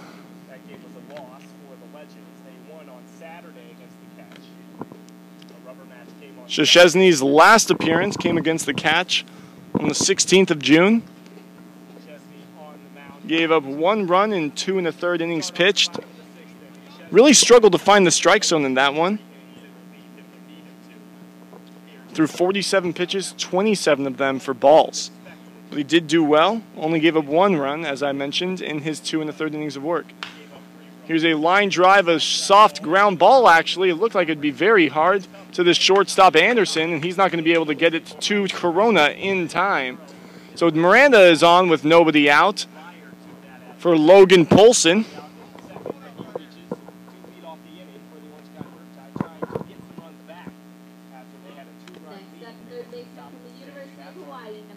Polson, a 342 average, as I mentioned, coming into today, was near the top of the leaderboards in the CCL in terms of hits. He had 13. Polson is 1 for 2 on the day. He has a single. First pitch is a breaking ball, looked like a slider at the knees. 0-1, taken by Polson. Man on first is Miranda after the single, the infield single. Second one we've seen today. The 0-1. Drilled down the right field line, but it's foul. Polson dropped to a knee there. He was trying to take the lead back. Riptide are down 4-3. Still have more hits than the Legends, but the only difference is that the Riptide have only walked once. Compare that to 5 walks for the Legends. Alcorn was very good at getting his targets and making sure he doesn't fall behind hitters. 0-2 the count to Polson. Swung on and fouled straight back and out of play. 0-2 the count remains.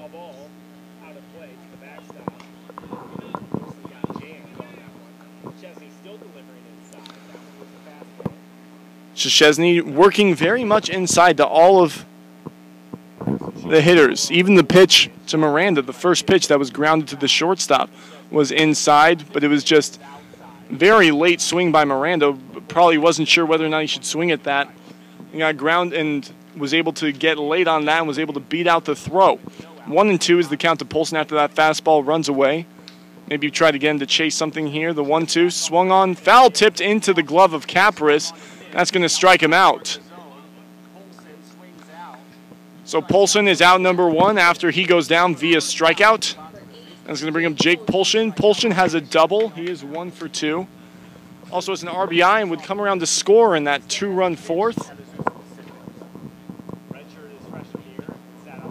Szczesny has yet to pitch at Azusa Pacific, where he is doing his academics.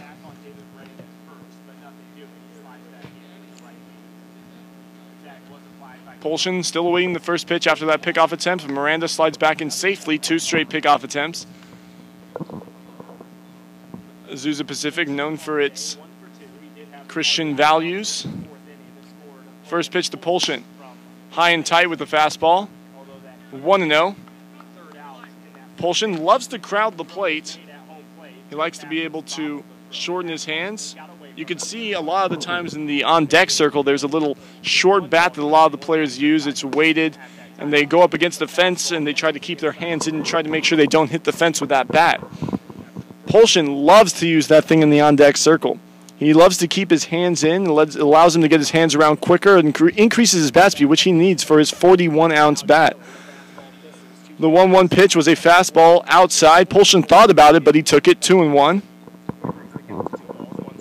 Man on first is Miranda. 1 away here in the bottom of the 6th. The Riptide trail 4-3. Another pickoff attempt. Miranda not necessarily a threat to go, but Szczesny really worried about the runner at first. The count is still 2-1 to Polson. Polson has a hit in 4 straight games. The pitch swung on and popped up to left field. Down the line, it's going to be out of play and foul. That one was very high, a mile high. Count is 2-2. It's even now. It's getting hotter. It was very cool. It was almost perfect baseball temperature at the start of the game. Since then, the temperature has increased.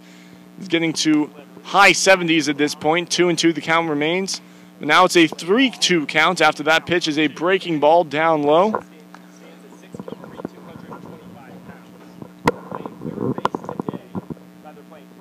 Polson awaiting the full count pitch, the payoff. Swung on and grounded back of the middle. Miranda was stealing second. He'll be at third, and there'll be runners at first and third. 1 out. And that's going to bring up Cooper Ewell, who's gotten on base twice. Once via the walk and once via a hit. He would come around to score both times. Excuse me, he would only come around to score once. He does have an RBI, though. Polson came across the score on a pass ball while Ewell was at bat. Ewell's missed a lot of time with injuries. In just the second home game of the season, he took a fastball off the dirt and got underneath his mask. He had to take a couple games off. Came back for one game and then said he was still dealing with some stuff, so took a couple games off. And yesterday was his first game back, and he made an impact behind the plate, threw out a base runner. Want to know the count after that fastball's in the dirt? Szczesny usually very good at getting strikes. 77% strike thrower. But he's had trouble here. 1-0 the count. Now 2-0 after that fastball goes outside. Can't reach the zone. Ewell very patient. He likes to swing at the first pitch if it's in the strike zone, as he tells me. But he says after that, he doesn't mind if it goes to 2 strikes. He'll wait for his pitch. 2-0 the count. Ewell awaiting the delivery. Inside with another fastball. Count goes to 3-0, and now Ewell can just wait for whatever he wants. Tiger Peterson making his first appearance back, was sick the past 2 games. Everybody was wishing him well. Yesterday he was at the game but was not in the staple at third base. The 3-0. Fastball at the knees, 3-1. And it's good to see him over there. Of course, Peterson, brother of Jock. And our assistant GM had to bring Tiger some water before the game against the Royal Seco. Polshin takes off, but the pitch was low, and that will walk Ewell, so it doesn't matter. It'll be bases loaded, 1 out, and all of a sudden it's looking like the last half inning where the Legends scored 3. Still no runs across for the Riptide, but with the bases loaded and 1 out, and Mitch Andrews, man who has 5 hits in his last 3 games coming up, some damage might be able to be done, and another single here would likely score Polshin. Polshin doesn't have the greatest legs. In fact, he might be one of the slower players on the Riptide team, but he has shown on several occasions he is not hesitant when he's on the bases. He knows when it's going to be a base hit if it leaves the bat. Awaiting the first pitch, the man from Lamar, the Chicago Cubs fan, Mitch Andrews, takes a breaking ball, drops below the knees, 1-0. Mitch Andrews, one of the most family men you'll see, also the most talkative and friendly person on the Riptide team. I don't know a single person that doesn't like him. He has a tattoo on his right pectoral. Here's a pop-up right shallow field. That's not going to get there. They're going to hold Polshin up at third. They wanted to make sure it was going to drop. But Miranda will come across the plate, and that's going to tie this game up 4-4 in the bottom of the 6th. So the RBI single by Andrews, his 6th hit in the last 3 games, ties this game up. That's going to bring up the 9th spot in the order, Bo Phillip, but Bo Phillip is no 9th hitter. He's actually spent the last game in the 9th spot, but before that he was in the 2 spot, his first 2-spot appearance of the season. He spent a lot of time in the 8 and 7 spots in the lineup, but because of his hot streak, he got moved up in the lineup to the 2 hole. And he did well in that game. They won that game in Pasadena, right across the street from the Rose Bowl. And now the pitching coach is going to go out and talk to Szczesny. Doesn't look like they're going to change pitchers. The bullpen is going for the Legends, but it doesn't look like he's throwing off the mound yet, just sort of getting loose. Just stretching and tossing. Only 1 out here. Bases are loaded. A single by Andrews tied this game up. The runner at third is Polshin. On second is Cooper Ewell. And on first, Mitch Andrews. Bo looking to do some damage. The man from San Joaquin Delta Junior College. First pitch, a fastball at the knees, 0-1.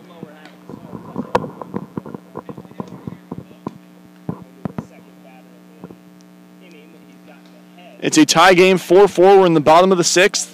This has been a ping-pong game, back and forth. The 0-1. Fastball inside, fouled straight back into the chain link fence, 0-2.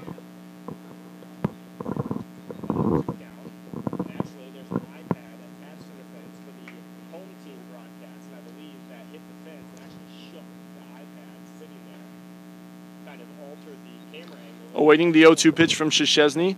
Szczesny still working in the stretch despite the bases being loaded, and the 0-2. Swung and grounded to the shortstop Anderson. 6-4. Not in time. Phillip beats it out and allows another run to score. Jake Polshin crosses home, and the Riptide retake the lead. So it'll be first and third, 2 outs for the top of the lineup, Joey Parente. And Parente has come up on more than one occasion with runners on. He has an RBI in this game. Looking to extend that lead, possibly double it. They lead 5-4 on 9 hits. Cooper Ewell is at third. And at first, Phillip. Phillip does have good speed. We'll see if any 31 shenanigans, as I like to say, are going on. Phillip steals on the first pitch. Fielder indifference. Caprice doesn't even get out of his squat. It'll be second and third, 2 in scoring position. That opens up first base for Parente.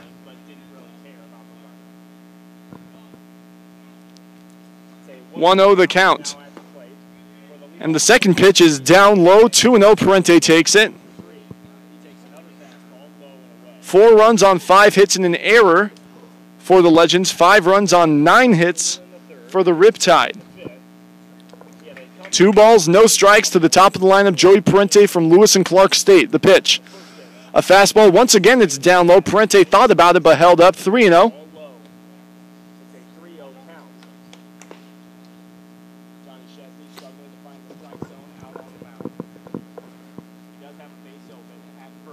Parente can wait for his pitch. The 3-0. Way outside, easy take for Parente. That's ball 4. He'll head on down to first. Second walk of the inning.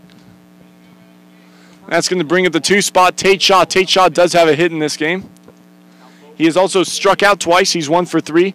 And now the pitching coach is going to come back out there, and that means it's going to be a pitching swap. We'll be right back on the Orange County Riptide Network. New pitcher coming in for the Legends. Bases loaded. 2 outs for the Riptide. They're up by 1. We'll be right back. I'm Michael Oefling. Stay tuned.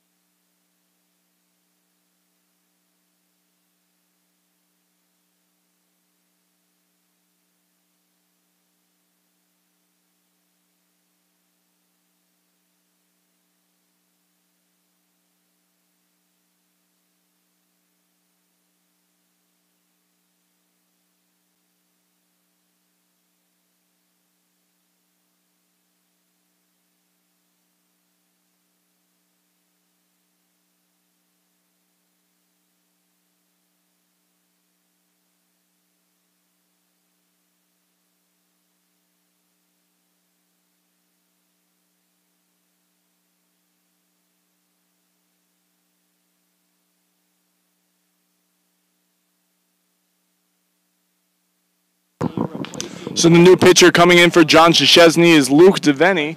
He's from Eastern Michigan University, and he's going to be a sophomore next year. His freshman year, he appeared in 26 games and made 8 starts, so he was really a factor in that EMU rotation. He also batted as well. In fact, in one game, a 13-inning game where they won against Oakland, he went 3 for 7 with a double and 3 runs scored. That's a huge part to why they were able to win that game. Jack of all trades out there on the mound. They're going to try to backdoor the runner at second, Parente, and they tag him. Very heads-up play from the catcher, Capris. Gets Phillip leading off from second, and that's going to be the third out. However, the Riptide take the lead, a 2-run bottom of the 6th. They're up 5-4 as we head to the 7th at the University of Concordia, Irvine.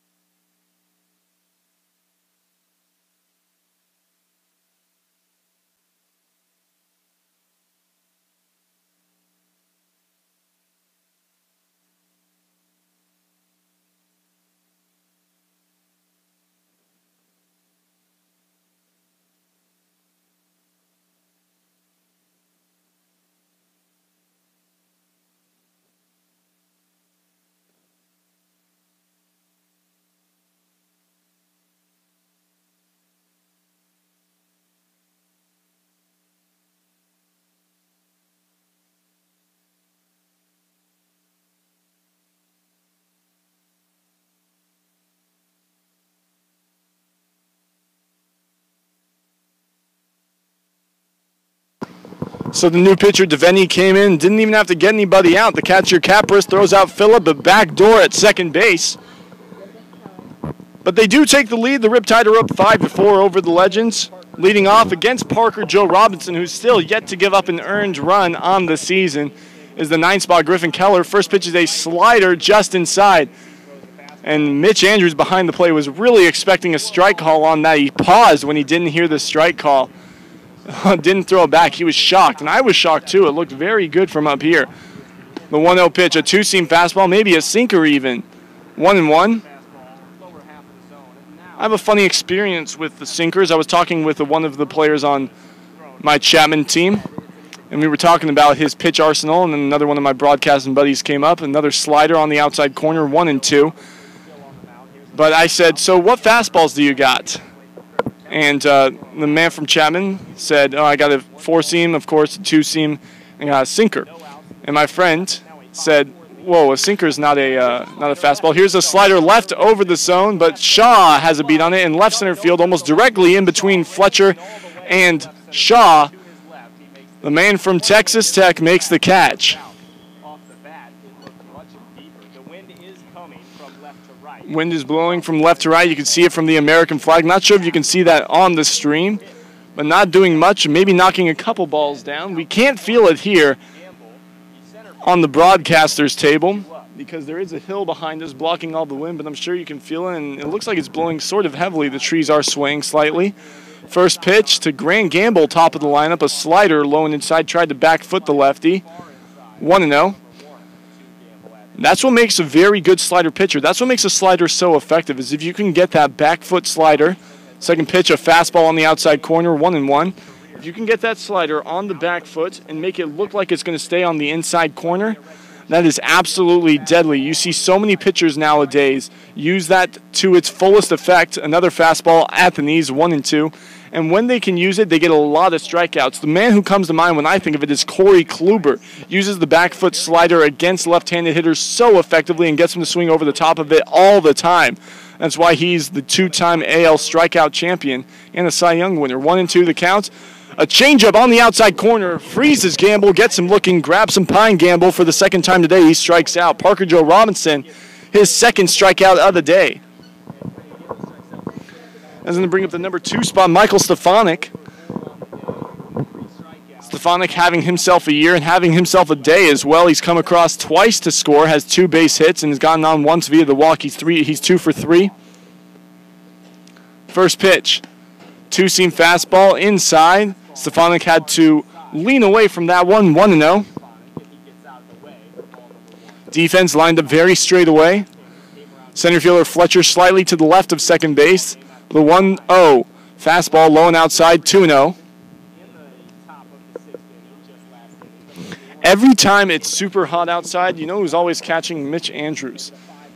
I mentioned in the last broadcast there was 97 at points in the game in Pasadena against the Saints. Here's a ground ball to the third baseman Polson, just to the left of third base, foul. 2-1 the count now. Still, Stefanik has the advantage.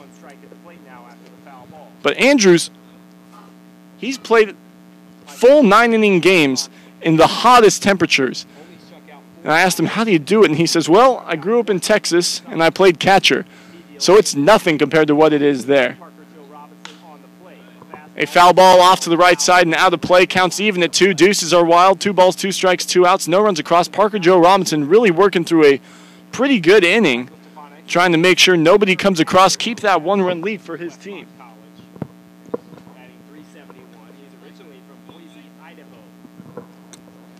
The 2-2 delivery from Robinson. Popped up, shallow right field. Second baseman Ewell has it and makes the catch for out number 3.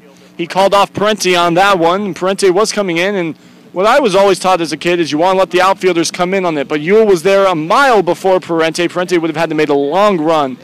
Anyway, the Riptide still lead 5-4. We head to the bottom of the 7th. Everybody get your mats out. It's stretch time. We'll be right back on the Orange County Riptide Network. Stay tuned.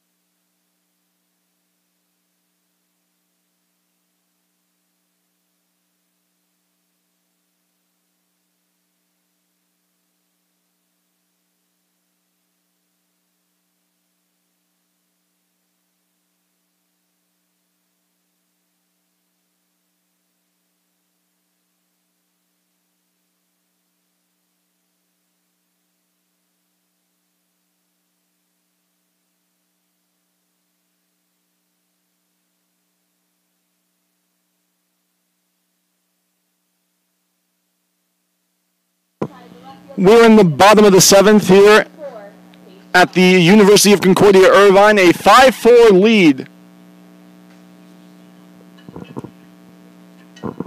for the Riptide. A 2-run bottom of the 6th, looking to put another crooked number up there against Luke Davini. First pitch, Tate Shaw drills it over the right fielder Keller's head. Shaw has good wheels. He's going to head around second. He's going to try for third. The throw. Not in time. Shaw slides in safely. A leadoff 3-bagger for the left fielder Shaw. And it looks like they might get that second crooked number in a row. So Shaw's second hit of the day. Bottom of the 7th, leadoff triple is going to put Fletcher in a great opportunity to drive in a run.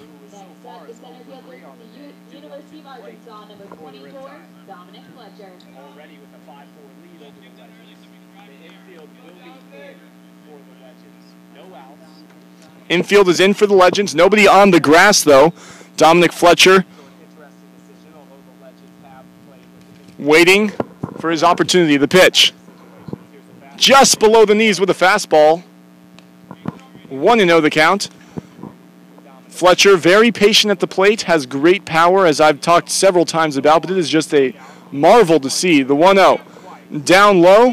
At the feet of Capris. Couldn't find it for a second. Shaw not moving at all, though. 2-0 the count runs. Still very much in favor for Fletcher.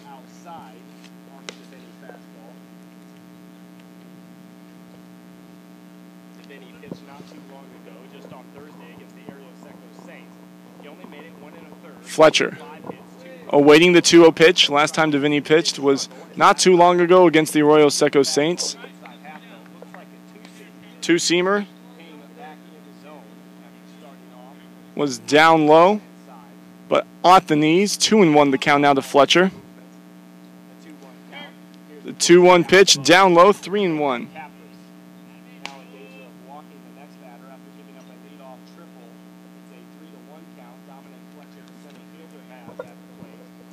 Three and one the count now. And the pitch. Grounded down the first base line, foul. Chrono gave chase but decided to let it go as it dribbled just to the right of the first base line. Counts 3-2. Man on third is Tate Shaw, man from Texas Tech.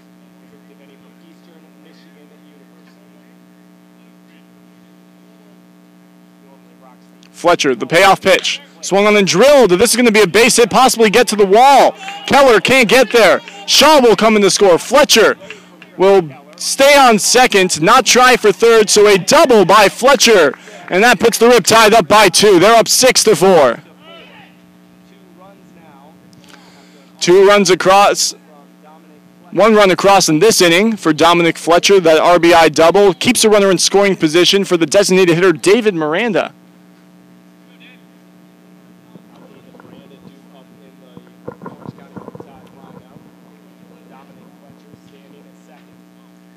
The man from Arkansas, Dominic Fletcher, he's in scoring position after that double.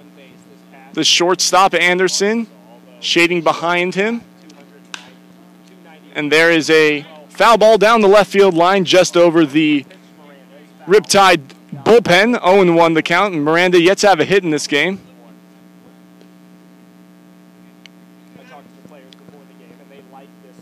No balls, 1 strike to David Miranda. Luke Devaney out of the stretch. He's been in the stretch the entire inning. Tate Shaw, a leadoff triple, followed by a double by Fletcher. There's a fastball just off the edge of the outside of the plate. 1-1, the count's even. 6-4, the Riptide lead. We're in the bottom of the 7th. The Legends are only going to have 2 opportunities to tie this ball game up. Bullpen for the Riptide seems to be empty. Bullpen for the Legends also very empty. There's a fastball left up high, right at about the eyes of Miranda. He lays off. 2-1. 6 runs on 11 hits for the Riptide. 4 runs on 5 hits and an error for the Legends. Before yesterday's game against the Saints, the Riptide were on a 5-game win streak to put them at 6-4 after a pretty disappointing 1-4 start. But all the players were very confident. They knew that they were going to come back, and they knew they were a good ball club. And that 5-game win streak really showed the league what they were made of. And trying to climb back out of it, they almost have. Still, as I've mentioned, are a half game behind the Saints. If they won the game yesterday, they would pretty much have this division in the palm of its hands. Here's a fly ball to the center fielder, Gamble. Fletcher thought about it, but decided to head back. A very nice throw by Gamble, and Anderson was there to relay it. It looks like Fletcher would have been hosed at third base should he have decided to go. That's only the first out of the inning, though. Devaney finally gets it. And Logan Polson is going to be the one up now, and he's going to get the baton passed to him, trying to get that runner in scoring position home. Polson has a hit in this game. He's also struck out. The man from Hawaii had 3 home runs for the Warriors this past year as a freshman. First pitch. Drilled into left center field, into the gap. Fletcher is going to round third. He will score. Polson trying for second. And that is going to be in time. A stand-up double for Logan Polson. Gives the dugout his celebration. And now Capris is going to go out and talk to Devaney on the mound. Devaney got through the last out of the 6th very quickly. 2 pitches, and then Capris threw out Bo Phillip, a backdoor at second place. Very good awareness from Capris to know where the runner was and how far off of second he was. Now a 7-4 lead for the Riptide for Jake Polshin.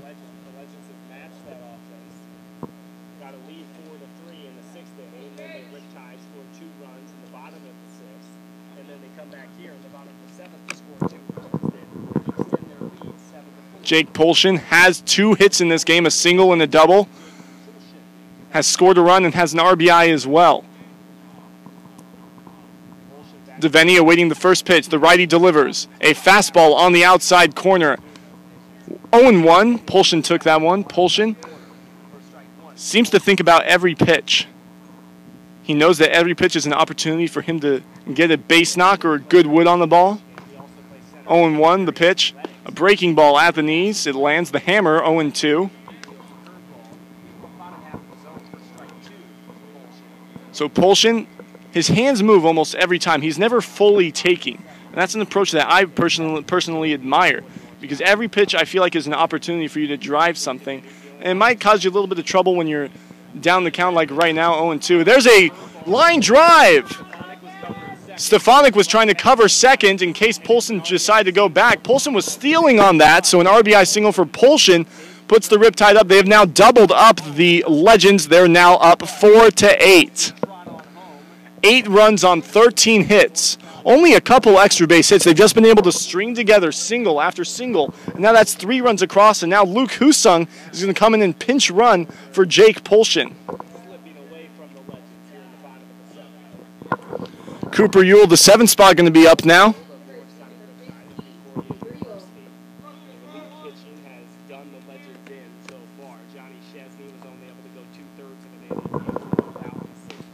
Luke DeVenny worked through a full inning now. Luke Husung tries to take second. The throw is in time, and they get him at second. Husung tried to take second, but Capper is saying not today and caps off that base stealing attempt with a very solid throw, exactly where you want it to be, right at the feet, just in front of second base.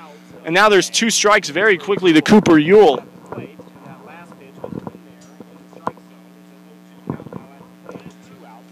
Ewell with 2 outs and nobody on. The defense is lined up straight away. Very straight away. Nobody even an inch off of where they would normally be in any situation. Up by 4, looking to expand that lead. Husung decided to take off, but Capris has a very good arm, as most catchers in the CCL do. The 0-2 count. The 2-0 count. 2-1, excuse me, the scoreboard said 0-2. And I lost attention. There's a fly buzzing around my head. I have to look away and sort of swat at it every 5 seconds. 2 balls, 1 strike, 2 outs. So I look at the scoreboard. 2-1, and the pitch up high, 3-1.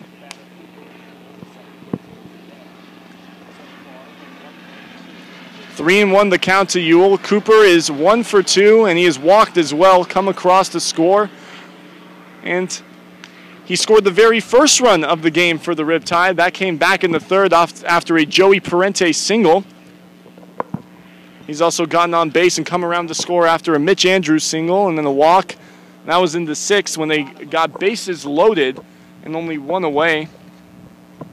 Mitch Andrews waiting on deck in his shin guards. Something I noticed about Mitch Andrews, every time he is always the quickest person to get his gear on. It is incredible. The 3-2 pitch is up high with the fastball, and Andrews will indeed hit.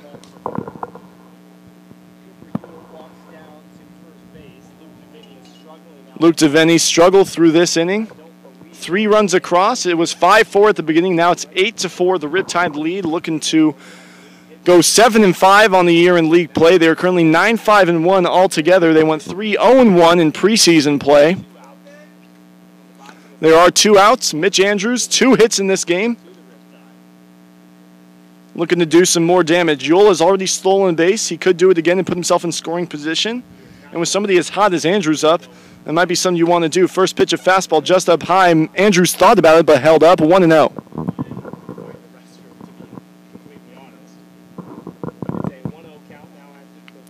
Ewell, a decent lead off of first. He's the man. Mitch Andrews, no batting glove, swings and fouls it straight back into the chain link fence. I feel like you can always tell when I hit it, when the batter fouls it into the chain link fence, because the stream shakes a bunch. Either way, it's not knocked off line. 1-1, the count's even to Andrews. Andrews has been hot as anybody in the Riptide lineup. Here he fouls it straight back once again, and you can see the stream shake there. That was in the chain link fence. 1-2, just above the brick that is the backstop. 1-2. Andrews finding himself in a pretty dangerous situation. Everybody says the 1-1 pitch is the most important pitch in baseball. It was a strike, and DeVenny has a huge advantage, but Andrews stays calm. And I've talked about Andrews humor and his ability to make everybody in the dugout laugh and have a good time on bus rides, on long bus rides, and in the dugout when nobody's doing anything. But when he gets up to the batter's box, he is as serious as everybody here. He lines it, a ground ball, and it was a nice play by Anderson, a tough hop. I thought for a second it might get into center field, but Anderson gathers it, spins around, and goes the short way to get Ewell at second. So Andrews can't get his third hit, but 3 runs do come across for the Riptide as we head to the 8th inning. The Riptide lead 8-4. Legends need to do something. Riptide need to stop them. We'll be right back on the OC Riptide Network. Stay tuned.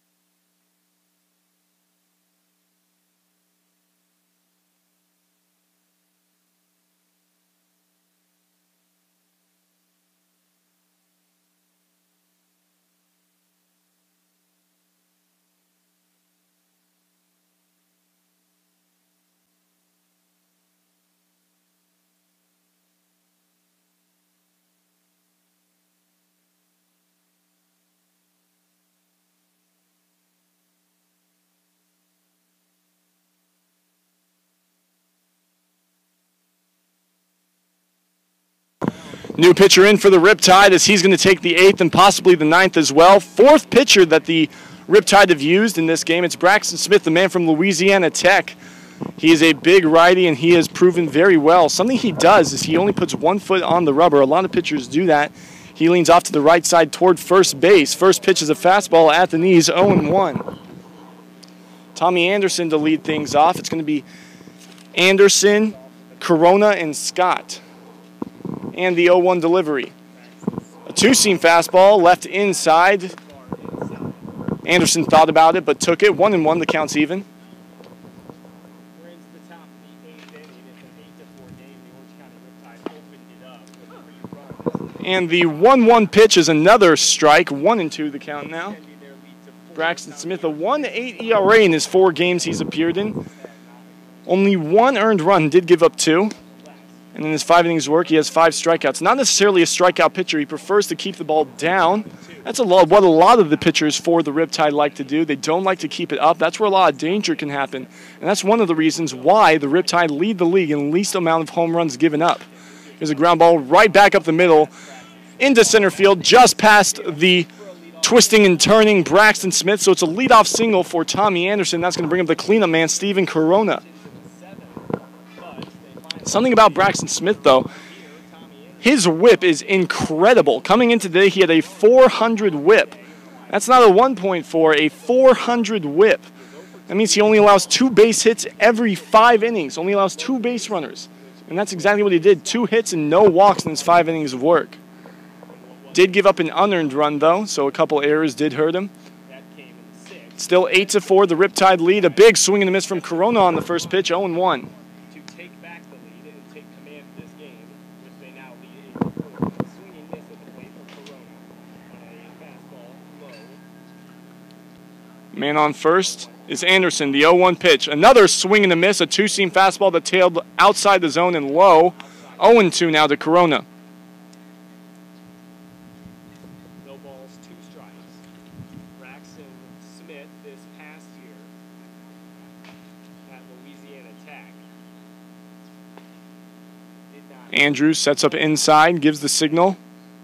Smith from the stretch. Long pause, slide step delivers.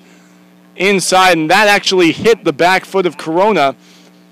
And he's going to take a short little walk, handle it. That's got to hurt. A back foot, that's not expecting where you're going to get a hit, but that's going to put runners at first and second, nobody out. And this is not how Braxton Smith wanted to do his first time in. He gets brought in from the bullpen, expects to close out this game possibly, and already the bullpen for the Riptide is going. It has been a lot of soft contact and one pitch that got away from Smith. Joe Robinson did a spectacular job in his 2 innings of work. No runs came across. He did allow 3 inherited runners to come in.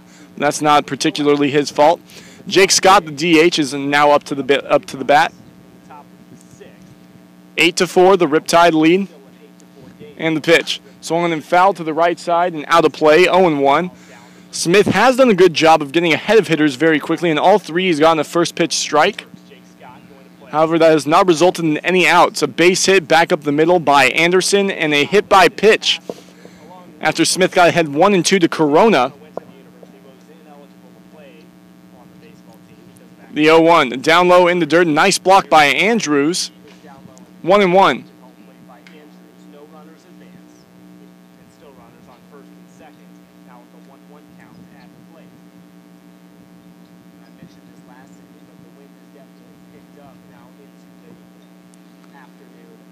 A slight breeze going on. 1-1 the count. And the pitch. A big hack, a yuckadoo hack at that. Trying to hit a 5-run home run. 1-2 the count now to Blake Scott. So Jake Scott finds himself in a hole. 1-2 the count. Smith looking to get his first out since coming in from the bullpen. And the 1-2 pitch. Scott thought about it. It was a fastball outside. 2-2, the count's even. Runners at first and second.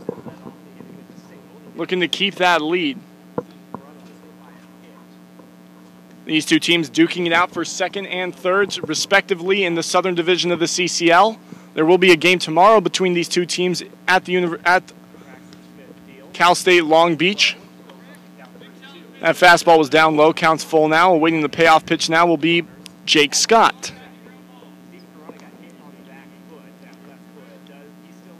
Waiting on deck. It's Harrison Smith, the third baseman.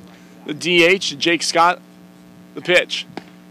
Fastball on the outside corner. He got him looking and grabbed some pine, Scott. That's strike 3 for the first out of this top of the 8th inning. And that's exactly what Smith needed. Other than the ground ball, I think that was the best thing he could have got. A pop-up as well, but the pop-up has a lot of danger of being caught in the sun. The sun is almost directly above us and directly in the eyes of Ewell and Phillips should they have to try to catch a pop-up. They're the only 2 infielders that don't wear sunglasses. Phil Steering just came into the game for Jake Polshin, who was pinch run for. And here's a high, deep fly ball, left center field. Tate Shaw has a jump on it, makes the catch in left center. They will be tagging, and the runners will get there from first and second. Phillip thought about trying to get him at second, but knew he didn't have enough time and just held on to it. With 2 away, there are runners at second and third, but with 2 outs, it's not much of a problem if they can get the hitter. And the hitter is Corey Treyas, the left fielder.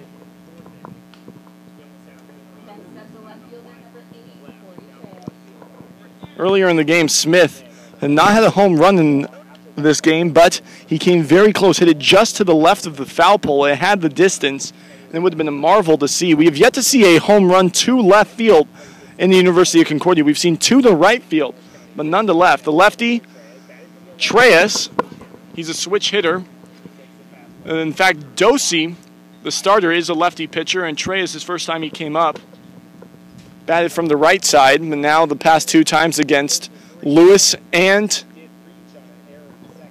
now Smith. He's batting from the left side, 1-0 the count. First base is open, but on deck waits Joe Capris, who is 2 for 3. The 1-0. A strike, a fastball high and outside corner. 1-1 the count's even. No other games are going on in the CCL. However, the next game to start will be the Saints game, which is huge for both of these teams. We're looking to get into the playoffs. We are getting close to the midway point of the season. A big swing and a miss from Treyas. A good 2-seam fastball fooled Treyas and got him to swing over the top of it. 1-2.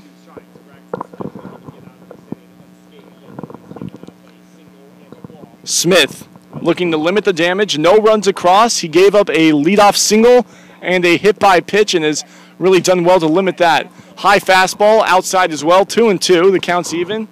And it's deuces wild. 2 balls, 2 strikes, 2 outs, 2 men on.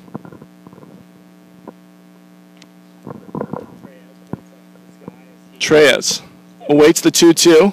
Andrews sets up to the outside. And the pitch. Grounded to the first baseman, steering his first action, and he steps on first. The 3 unassisted, retires the side for out number 3. So Smith sees some trouble. 2 men get on to lead off the inning, but no runs come across. They still have their 8-4 lead as we head to the bottom of the 8th. The Legends only have one more chance to tie it up. The Riptide looking to get back in the win column and move to 7-5 on the year. We'll be right back on the OC Riptide Network. I'm Michael Hofling. Stay tuned.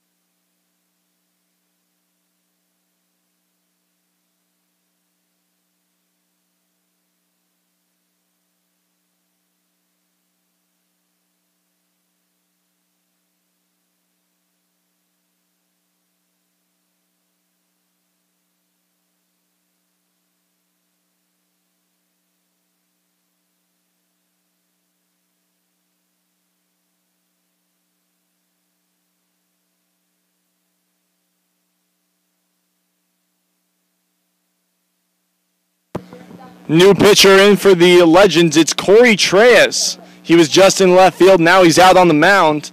There's a new left fielder out there for the Legends as well. As soon as we get word of who that is, we'll let you know. So Treyas just got out against Braxton Smith, and now he faces Bo Phillip. Phillip has a hit in this game. That came in that 2-run 6th. And we're in the bottom of the 8th now, and the first pitch is a fastball on the inside corner, 0-1. Bo Phillip, the only player to play in every game for the Riptide. He's been in shortstop the whole time. Here's a high fly ball, deep right center field. Keller has a beat and makes a nice running catch, fighting the sun. He runs into the wall. No harm done, though. Phillip can only tip his helmet to that. Nice play by Keller. That's going to bring up to the plate.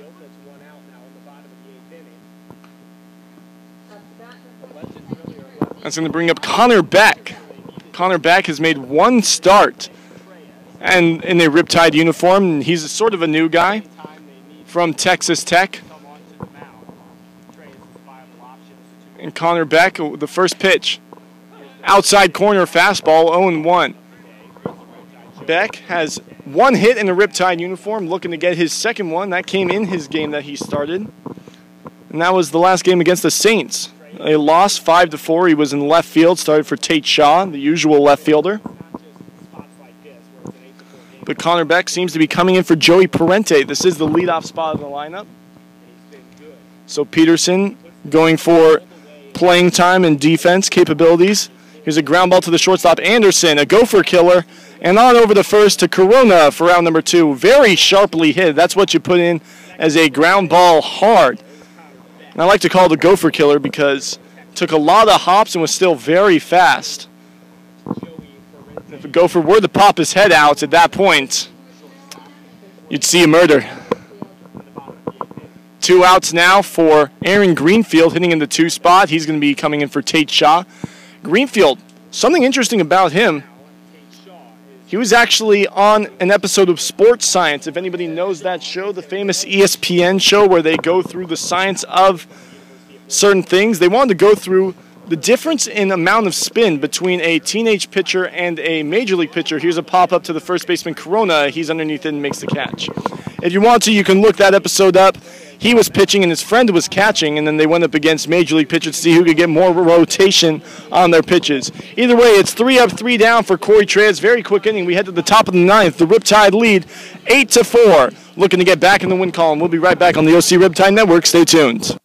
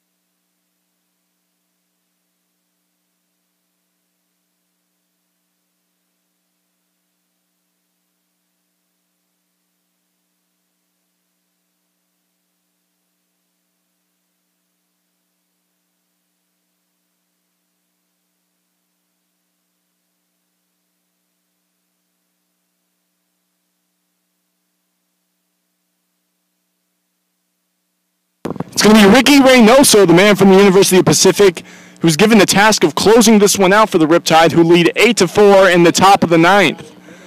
After all the changes, Greenfield is in left. We got Beck in right, Fletcher remains in center, and the infield remains entirely the same, being Polson at third, Phillip at shorts, Ewell at second, and steering at first. Andrews is still behind the plate. Ricky Reynoso, the lefty, delivers. The first pitch is lined left center field. Coming in on it is Greenfield. And Fletcher is the one who makes the diving, sliding catch. Sliding feet first. It was a slide, not a dive. My apologies. And that was a great play from the outfield. First out, first pitch. Reynoso, a 9 ERA coming into this game. That's lowered after that one. 2 innings pitched in his one game he's appeared in. 2 earned runs, also struck out 2. He's got very dominating stuff for a left-hand pitcher. Good speed. Had a little bit of trouble locating his pitches. I remember it was Polshin behind the plate in that game that Reynoso was in. There's a fastball down low, 1-0, taken by Griffin Keller, the 9 spot.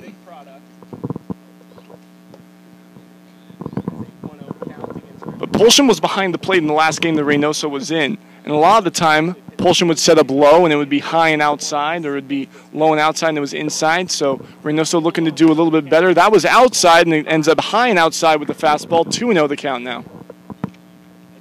I've talked a lot about Andrew's great ability to control a pitching staff.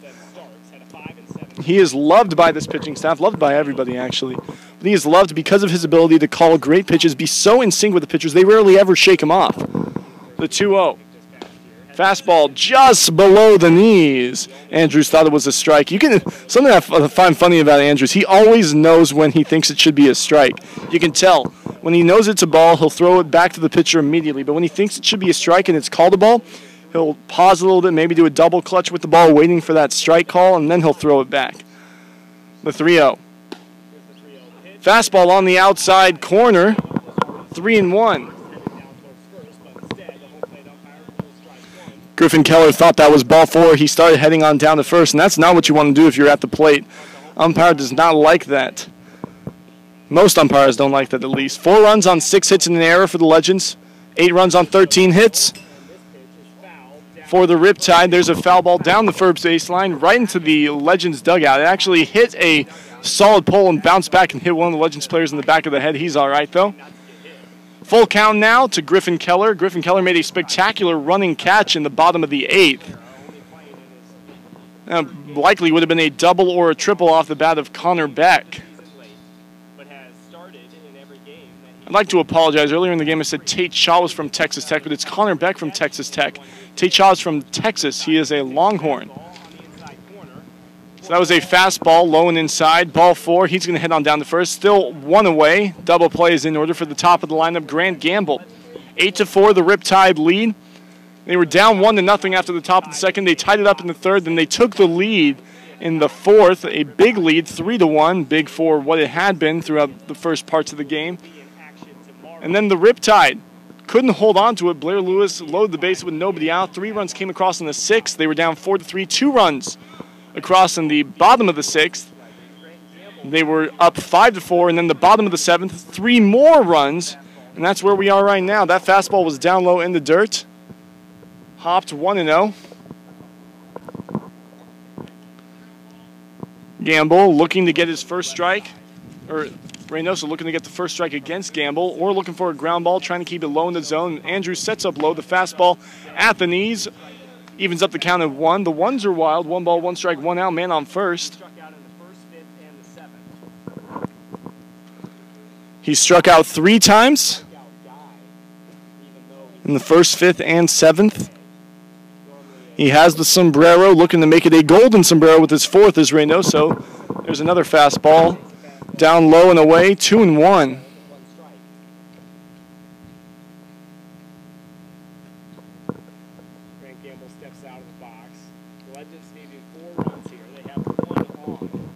One man on, it's Griffin Keller. It was a walk from Reynoso. 1 away, 2-1 the count, the pitch. Down low, a changeup in the dirt. And Andrews steps out a little bit, tells his pitcher to calm down, Reynoso. Reynoso as a baseball player, but with the initials RR, I can't help but think he should have been a Pirate. And I'm sorry about that one. That one was terrible. I apologize.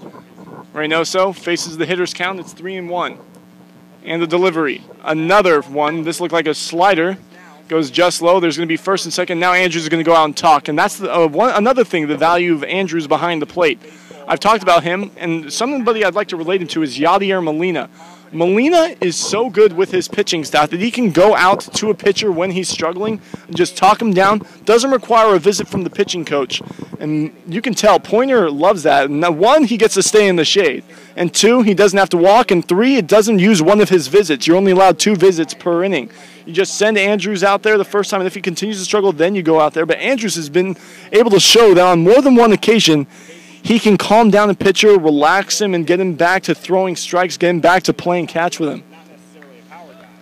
Now up to bat is Michael Stefanik. Stefanik has been a pain in the Riptide side all day. He's been very good thus far.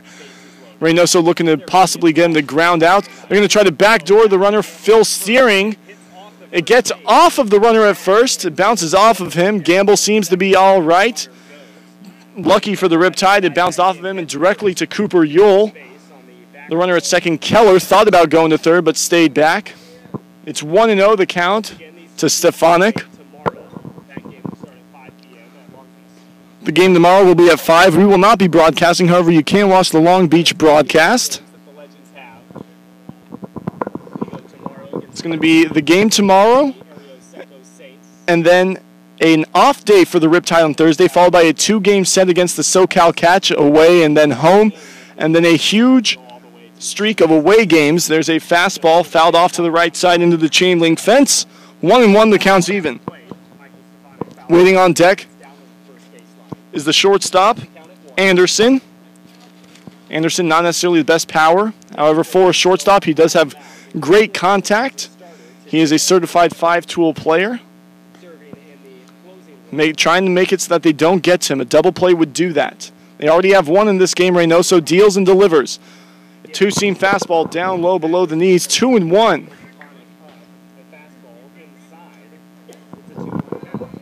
So the count's 2-1. And for the third time in this inning, Reynoso has fallen behind. There is somebody warming up in the bullpen for the Riptide. The Riptide lead by 4. The pitch drilled to center field. Fletcher moving back. He's racing back, and he gets underneath it, a step short of the warning track. A nice play by Fletcher. And the runner at second, Keller, will tag and go to third. Gamble will not tag from first. They've already made that mistake. Parente in the very first inning stopped a run from coming across when he threw out a runner trying to tag from first from right field. And that was before the runner at third could cross home plate. He was also tagging from third. So there's 2 away, still no runs across. Reynoso looking to have a clean inning. But the man in his way is the shortstop, Tommy Anderson. Anderson has reached base a couple of times in this game. A home run would not tie this game up, but waiting on deck is the cleanup man, Corona. And Corona can tie it up should it get to there. So you do not want to let Corona get up. Corona, no home runs on the year, but there is a story that he hit a ball so far foul in the game against the SoCal Cats that actually damaged a van in the parking lot just beyond right field.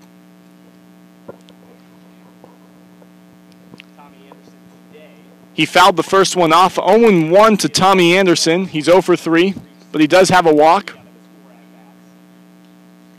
He's gotten on base 3 times, though. And here's a line drive back up the middle. Nobody's going to be able to get to that. Would have been amazing reflexes from Reynoso. Keller will come through to score, and all of a sudden it's a 3-run game with the power guy, Steven Corona, coming up to bat. It's going to be runners at first and second after the RBI single from Tommy Anderson, his first hit of the game. Steven Corona has a lot of power, yet to get a home run. Maybe he's due, but me as a Riptide fan, I have to say I hope that doesn't happen. The runner at second is Gamble. The runner at first, Tommy Anderson. A 3-run game. The tying run is at the plate in the name of Steven Corona. 5 runs on 7 hits and an error for the Legends. 8 runs on 13 hits for the Riptide. 2 outs here in the top of the 9th. First pitch, fastball, low and outside corner. 0-1. Andrews very good at framing pitches as well. And that pitch looked like it was a little bit off the plate, but he kept his glove still, and the umpire believed it. 0-1 the count. Corona from the left side going up against the lefty. Good matchup if you're Tiger Peterson. And the 0-1 delivery. Fastball just below the knees. 0-2. Or 1-1, excuse me.